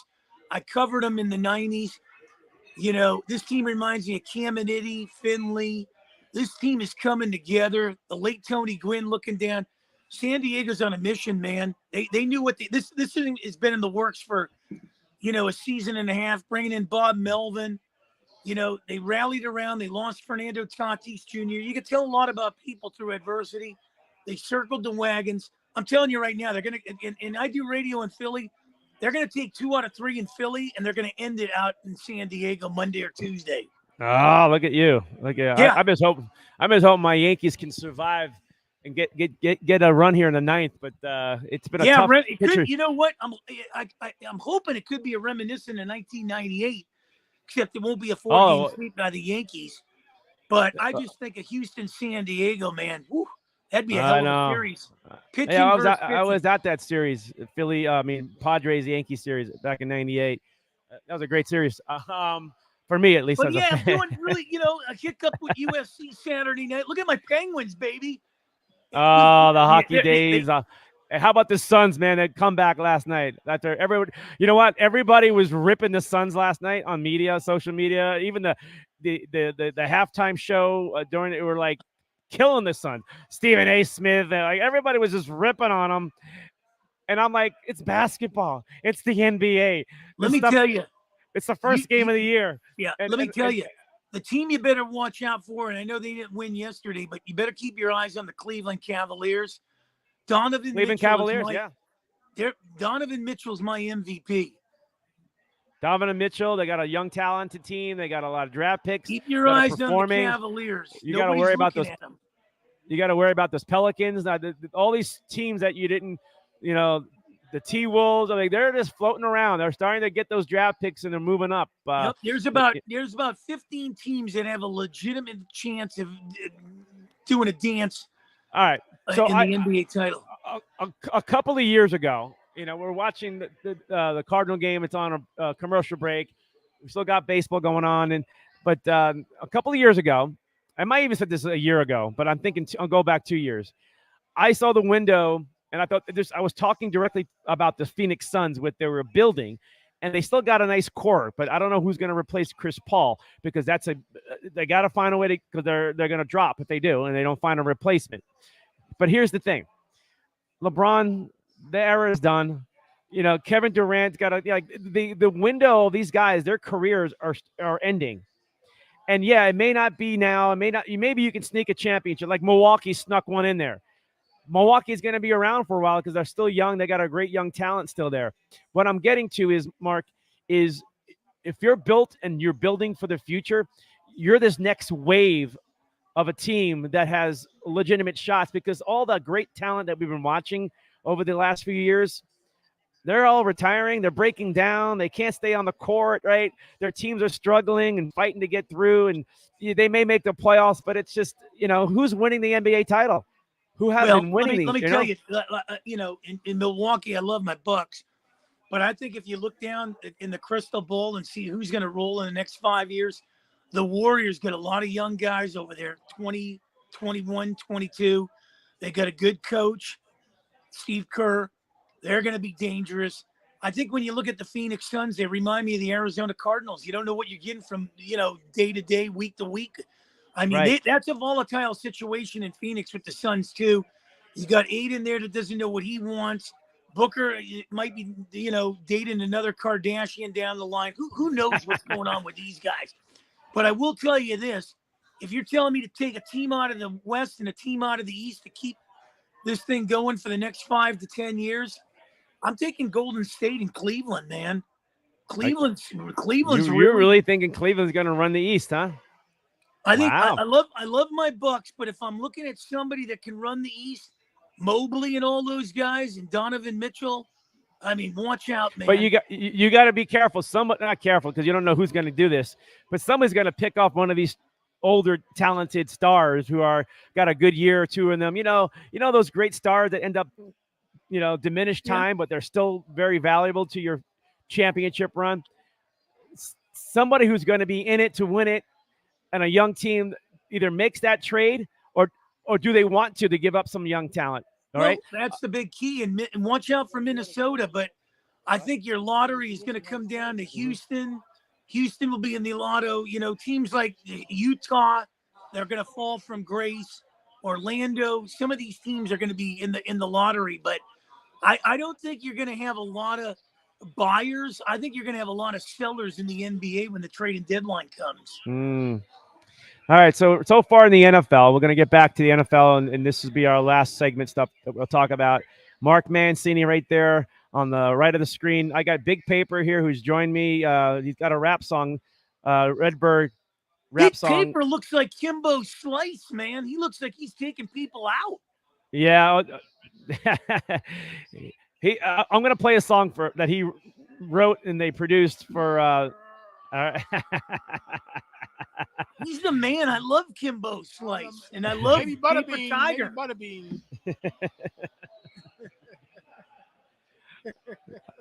The paper's in the house. It's all about the paper, man. That's what it's about. He's about, yeah. Look at the ambiance there, man. The ambiance is great, man. I didn't know if you were going to be at the Cardinal game tonight. I said he might be at the Cardinal game tonight. Oh, yeah. But I'm happy he's wearing a Pat Tillman jersey. So, he's got his real Arizona love here. He's a native, too. He's got the love, not like these guys out here in L.A. You can get in to see the Seahawks and Chargers for $30, my buddy said. Well, there's a lot of loyal, real Arizonans, sports fans here, and he's one of them. Like, we're born and raised here, and watched the whole process, the whole thing, So it's always nice to have that around. All right. I remember we had Tom Tuchel as a quarterback. Yeah. I wonder if he's going to be part of the 6 guys that show up and sell out when the Coyotes play some home games. All right. Oh, I thought my guy hit a home run. I got excited. Now it pisses me off. I don't like replays. Hey, I looked up on the monitor. I see Rizzo. Cornelius, hit a home run. Yeah, I was going to ask you, is Paper Tiger going to be one of the 6 people that show up for the sellout when the Coyotes come home? What?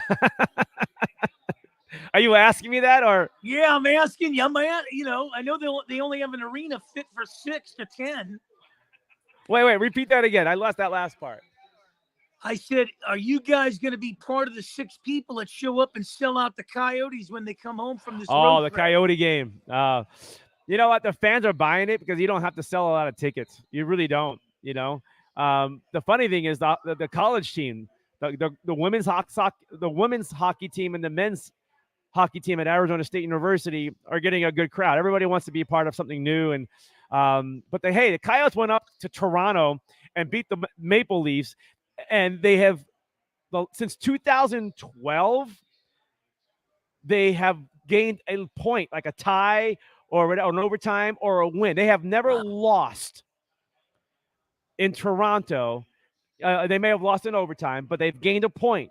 They've never come away from Toronto without a point in 10 years. And Toronto has one of the great players of the game going on, the local kid from Scottsdale, right? They're a hot team.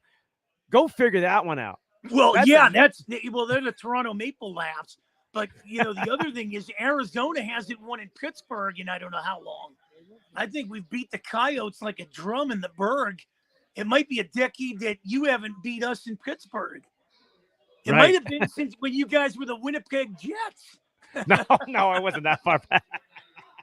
We were probably good back then. But it's one of those things in sports where you can't figure out. The Coyotes haven't been really that good, and Toronto's been really good the last 3 or 4 years. Really good. What's with those Indian outfits they wear out there? Their third alternate jersey the Coyotes have brought back. I call it the Lego. I call it the Lego wear. The Lego. All right. Let's recap. It's 35-17. Cardinals over right now. They're winning. And, the Saints are not giving up. They're playing tough. They're getting the ball back. Their problem in New Orleans, like it's been all year, is scoring. And they're struggling. But, if you don't throw 2 pick six, what's the score? 21-17. It's 21-17 if there's no pick six. And we got a ball game. Oh, is that Kyler getting hurt? All right, Kyler's walking off Gimpy. They're going to punt the ball out of the end zone. So now, It's Andy Dalton. Andy Dalton. You know Andy Dalton? He threw 2 pick six tonight, okay? Boy, they've had a lot of quarterbacks in New Orleans since Drew Brees retired. They're dying for Jameis Winston to get back. Got to get him back. Wow. But I think Jameis Winston will give you one good game every year. He had that one good game that year when he was part, I think, Tampa, and they came in to play the Rams. Yeah, they got like 5 touchdown 500 passes. yards or something. Jameis Winston, you can count on him one game. All right. Then they got that. I think they got their backup is that guy from Notre Dame, right? New Orleans. They got that backup from Notre Dame. Can't think of his name. The young quarterback, the rookie quarterback. You're right. And he hasn't seen the field yet. Right. They probably should figure it out. My eyes are looking up, Mark, because they're in the top of the 9th. and it's 3-2. Houston winning, and Hey, the Yankees are I'm going to batting. tell you something. I'm going to call a shot this week, and I think Jacksonville is going to pull one on the New York Giants. You're the second person that said that. It's Yeah. possible. I do like the Giants. I think they got a more offensive attack balance they have.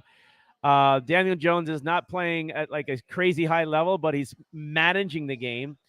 But that defense in New York, they made some great trades at the defensive line. They drafted Thibodeau from Oregon. Their secondary, like they're pretty good on defense. So, yeah, the Giants are not a great with 5-1 team. They played a weaker schedule, but they did beat the Ravens last week, and they came back on the Rays, and the Giants have come back on people. So, what happened here? I'm not sold on the Giants, but they are doing. You know, They are Yeah, winning. They are yeah. winning. So Yeah. when you win, it makes everything looks good. Well, I'm not sold on them until they get to a pressure game, with the Dallas or Philly in the second half of the season, and then we'll see what the Giants really made of. Well, I will tell you something, Paper. Keep your eyes on those Jets, man, because they're going to blow out Denver. The Jets. I was talking about them, Mark, but Paper don't like it because I said right now the Jets would beat the Cardinals, and he goes, "No way, man, no way." Let me tell you that when you look at the Never Jets, in stat lost to a rookie quarterback. He's not rookie no more. He's still a rookie if he plays. The Jets are putting together something. They have gone into Pittsburgh, Cleveland, and Green Bay and beat them all on the road. True. No, I do like what the Jets are doing, Mark. They have nice receivers. They've drafted well there. They've drafted so good the last 2 years, and they're all playing. They're all making an input. Their offensive line is put together. They got another running back on Breece Hall, who's just tearing up. He's potentially the offensive rookie of the year, and then you have some nice receivers too. They got a running game. The defense is loaded up, and I've been talking about. I'm going to show you. We showed it earlier, but. My little graphic here. I got a little. Well, look at what they've done in the road in hostile environments. Cleveland, Pittsburgh, and Green Bay. I mean, yeah. Those are the two hottest rookies in the NFL right there. Oh, yeah. Definitely. And they're on the same team. Now, they're not – I'm not saying they're going to beat Buffalo, but you know what? I like the Jets to get in the playoffs. You know what? The way the NFL is going right now, I think, like, if you again getting out to a 5-1 start or a 4-2 start, you're right. I mean, you are really ahead of the pace, and the NFL does not look good, does not look strong.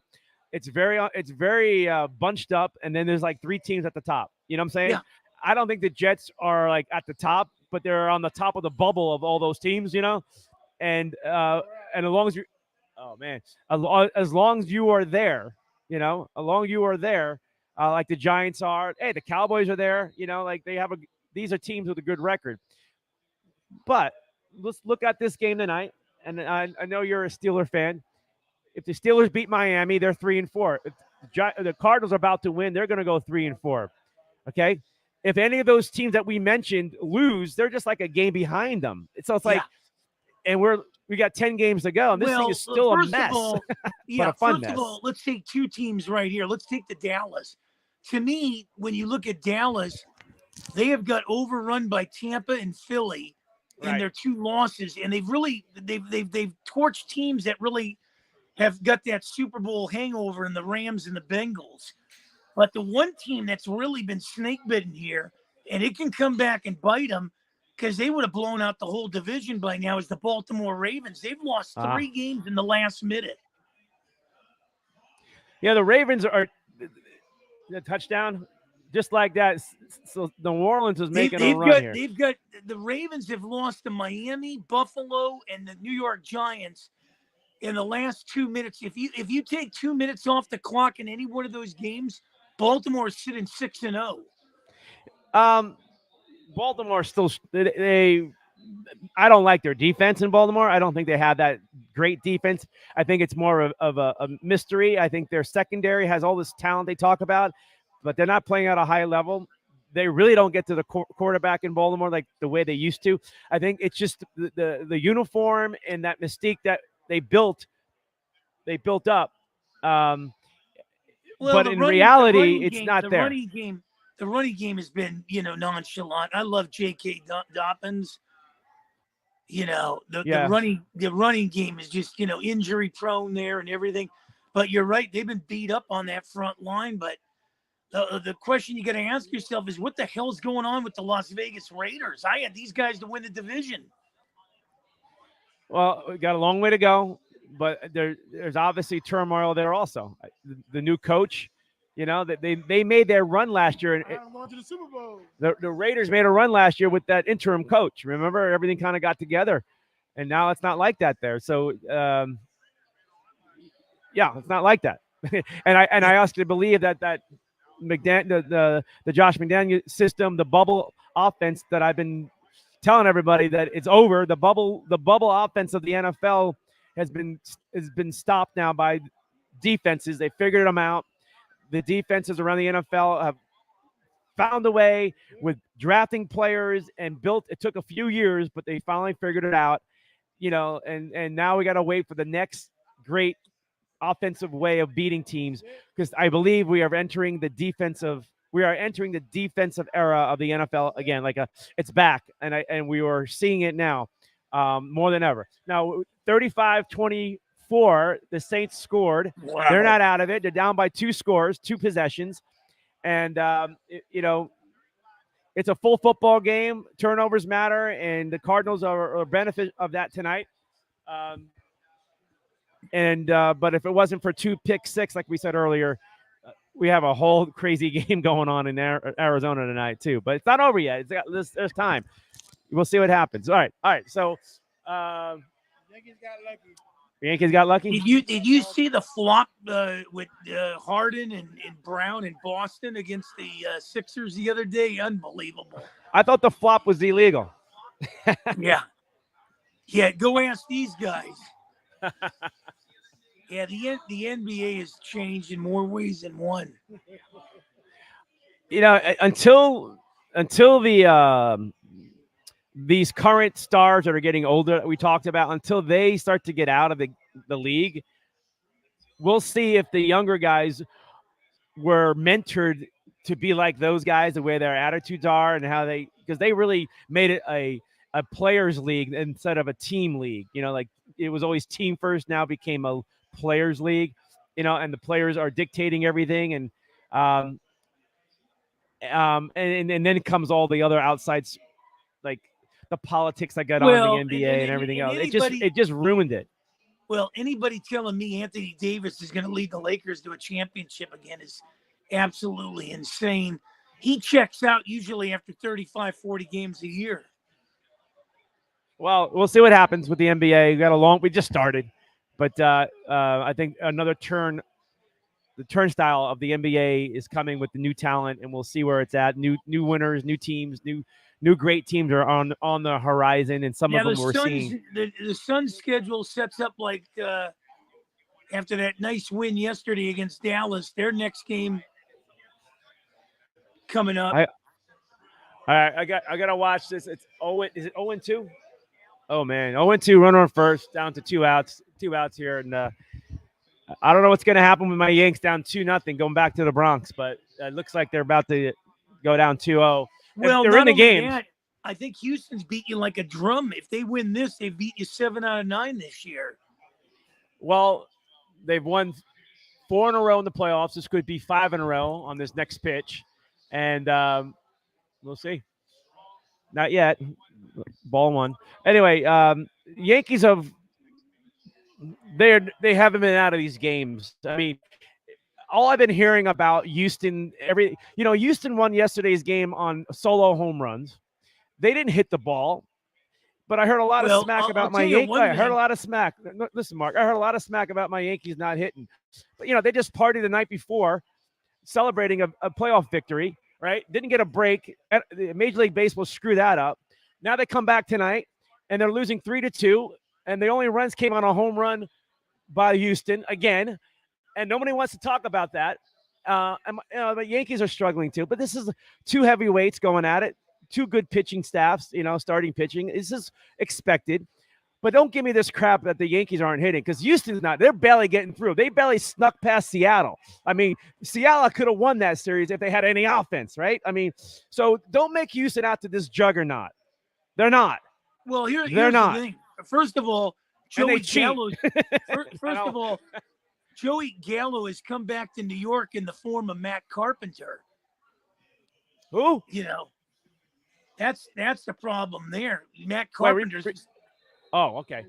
Joey Gallo has come back. I mean, he's Matt Carpenter. What's going on here, man? Matt Carpenter was hitting in the regular season when they brought him. Then he got injured, and he hasn't been the same. Yeah, he just made the last out, Carpenter, and had a chance to tie the game or take the lead. So Houston goes up 2-0. They go back to the Bronx for 3 games starting Saturday, and we'll see how this plays out. Now it's imperative, in order to put Houston behind the gate, you got to take 3 in New York. You got to sweep. You know what? I got to say something here. All right, and I'm tired of Major League Baseball hiding. I don't know how Pujols became this juggernaut ball player again at his age, who I watched as a cripple for 2-3 years. He couldn't even get on a team. He was benched basically in LA. The Angels didn't want him. And now all of a sudden, he has this milestone year in his last life of a baseball player, right? All right, I'm just saying, okay? And then you have a 39-year-old coming off a Tommy John surgery a year ago in Justin Verlander, and we've always watched pitchers come back from that kind of a surgery, and they never are dominant. They need another year of pitching. Like it's almost like a 2-year window. And Verlander is a Cy Young candidate who probably wins it. I have to throw another red flag. And Major League Baseball, like what? Like, doesn't this wake? I mean,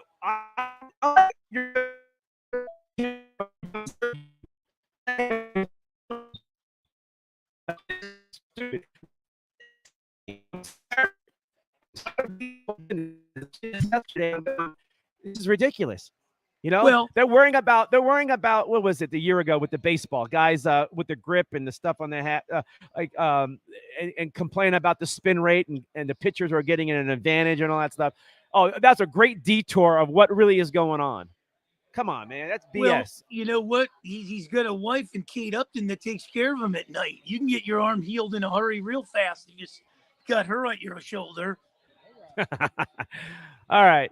Hey, I'm happy. I'm great. Let's face it. You know what? Pitching wins baseball games, and the Astros got 6 guys that they can throw at you. They got a bullpen. And you know what? They're kind of built like the New England Patriots in some ways. They lose guys like Correa. They lose guys like Cole. They lose other guys, Springer. They don't miss a beat. I think it's upper management. And you know what the difference between Houston and LA is? LA makes excuses why they can't win the thing, whereas Houston does whatever it takes to get back there and do it. 6 straight American League Championship Series. You're not going to see that, man. That's like 14 division titles with the Atlanta Braves. You're not going to see All right, wait. But I got to put you back on track. You mentioned the Patriots. They cheated their way through. And you mentioned Houston Astros. So it's kind of weird, but it's kind of plays together. So well, you know what? Let me tell you something. The Yankees and the Dodgers were in that equation, and I don't know how they weaseled themselves out of it. But you know what? When a small market team like the San Diego Padres can knock out New York and Los Angeles in 2-week period, that's saying something pretty good. And I'm telling you right now, the Padres are going to win the title. I've been saying that from the get-go. They will win the title this year. You know, I had a Kip Gross last week, and he was talking about we're talking about the pitch comm, where the pitcher and the catcher can communicate electronically, and we're like, this is like easy you can hack this stuff and figure out what your opponent's doing. It's like you got hackers all over the world that can figure this stuff out.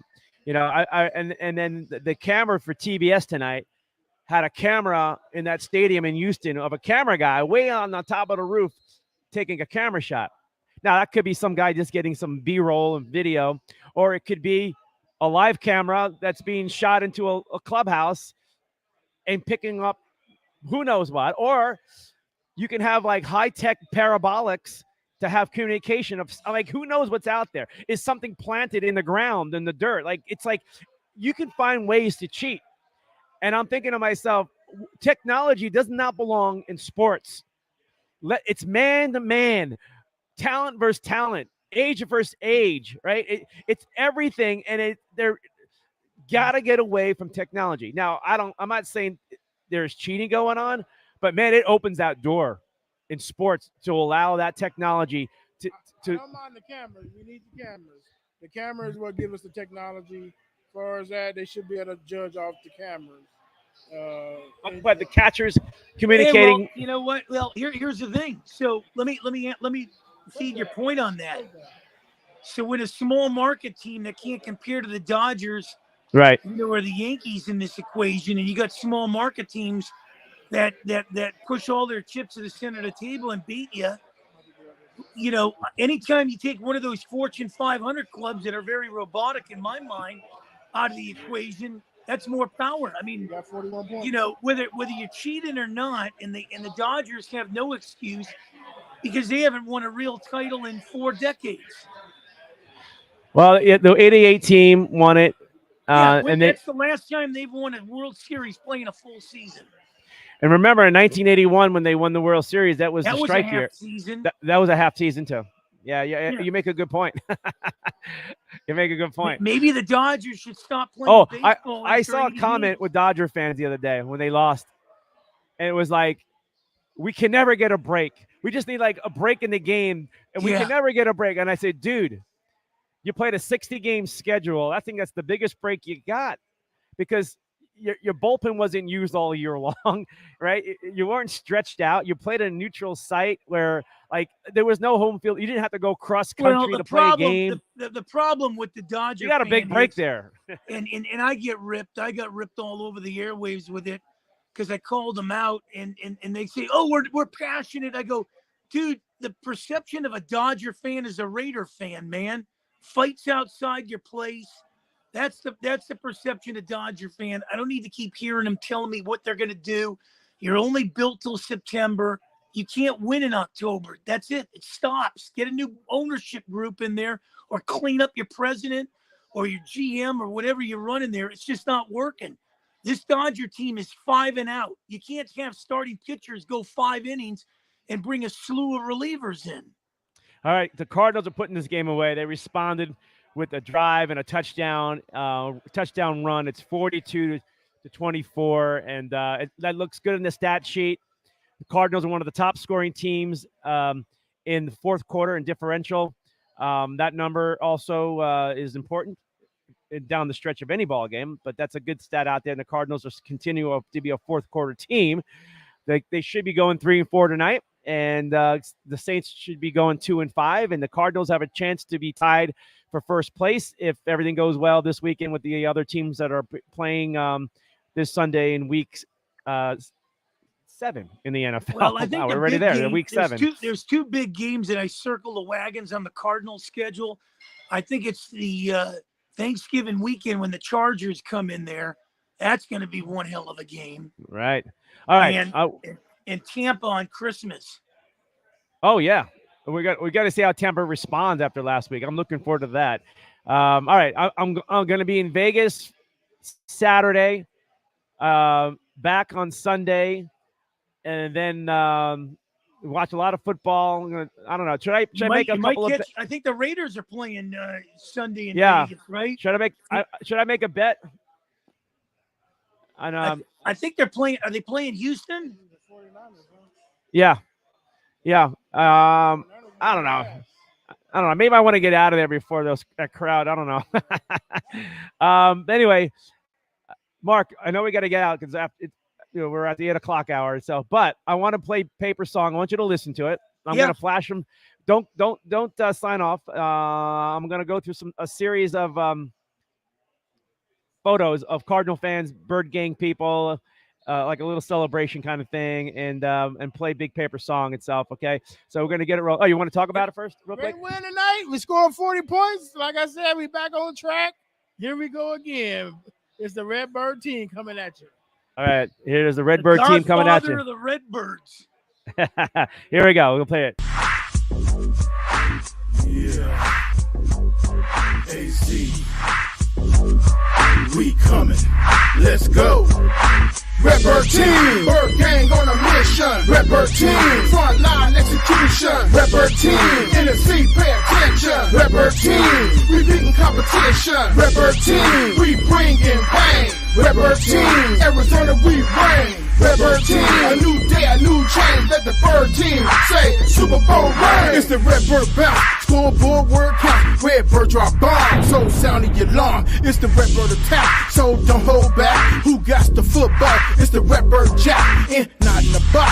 QB stay on lock, tick tock, Campbell and Doc, you love that spot. Relax, hell no, turn up that map. You rest the night, unless you be a Red Bird snack. So come in peace, you at a cardinal feast. Like the old saying, yeah, you are what you eat. Cookie with wine and blood, and stir with sea chicken feet. Then pour it on top of sweet shredded ram meat. Take a sip. Red Bird Team, Bird Gang on a mission. Red Bird Team, front line execution. Red Bird Team, in the seat, pay attention. Red Bird Team, we beating competition.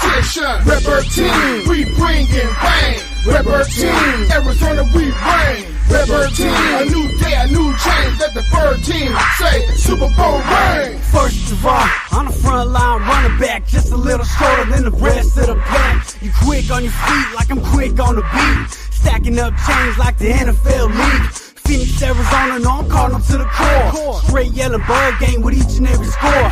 Got my black cars fitted head to the back. Black cars jersey with the lanyard and mask. In that car's red zone, ain't no going back. Bird Gang, college license plate red and black. True to my team like I'm true to my label. Bird Gang, yeah, here we go, Cardinal. Red Bird Team, Bird Gang on a mission. Red Bird Team, front line execution. Red Bird Team, in the seat, pay attention. Red Bird Team, we beating competition. Red Bird Team, we bringing pain. Red Bird Team, Arizona we reign. Red Bird Team, a new day, a new change. Let the Bird Team say Super Bowl reign. AZ, stand up. If you's a Cardinals fan, put your hands up. So what's the end result? We make it difficult. Defense, Bird Gang, Bird call frequent. So when you come to our home, you better come tough. If you like the Bird Team, you get your feathers plucked. And when we come to your home, it's like Mary Moppins mopping up your players as we exit, leaving bird droppings. All in your stadium. All right, okay. Good job. We were at almost the end of it. That's him. That's him and his team of musicians and singers and rappers, and they wrote it, and we're making it the theme song. I love it, man. I love it. You never know where it goes, man. You never know where it goes. I can't wait for next Thursday, baby, with you guys. Next Thursday, that's another big. Well, this is probably. Oh, we got to fight. Hang on. Oh, head-to-head hit. Didn't like it. Hang on, we got to fight. Oh, he's stepping on the player, and he flips him. Ooh, so we got – are you watching it at all? I'm not watching it. Oh. It's like a frustration thing, but it's that we whip your butt type thing, so now you're mad. Wow. All right. It's okay. We all get excited, a little scruffs like that. Next Thursday should be a good one. Always, man. Next Thursday, for sure, man. We're going to bring it live like I always do. And Mark Mancini. I love you guys, man. Great to have I you can't back. wait to bring it again, man. Hopefully on the Sunday. Next week, baby, same time, same channel. The Steelers will be in Philadelphia next week, too. Oh, are you nervous? No, they got to take care of Miami first. I told Sal it's a doubleheader, baby. Padres over the Phillies, the Steelers over the Eagles. Well, they got to beat Miami. Yep. And they got to go take care of your Eagles, or those Eagles. And then everybody will be talking about Mike Tomlin again. Yeah, exactly. You know how that goes. All right, Mark Mancini. You got it. Mark Mancini. Yeah, good time. All righty, folks. So the Cardinals are going to take this win tonight. Looking good. One of those good wins. They got 10 days to enjoy it. The fans do, and wait for the next opponent. The Cardinals should be going 3-4 when this is all said and done, but no post game tonight. We just went 2 hours of this and a lot of talk, but it was fun. I had Big Paper in here. I want to say thanks to him, to Mark Mancini, the Hanna Mancini version of the show at the 7 o'clock hour that came in here until 8 o'clock. And you choose yourself, Cornelius Brad Hanna on Hanna Time. Thursday night, Global Sports Broadcasting Network. You say bye, my man? Come on, Paper. All right, guys. Take it easy. Enjoy. All right, man. We see you guys. See you next one. Bird game, number 1. We got to get it.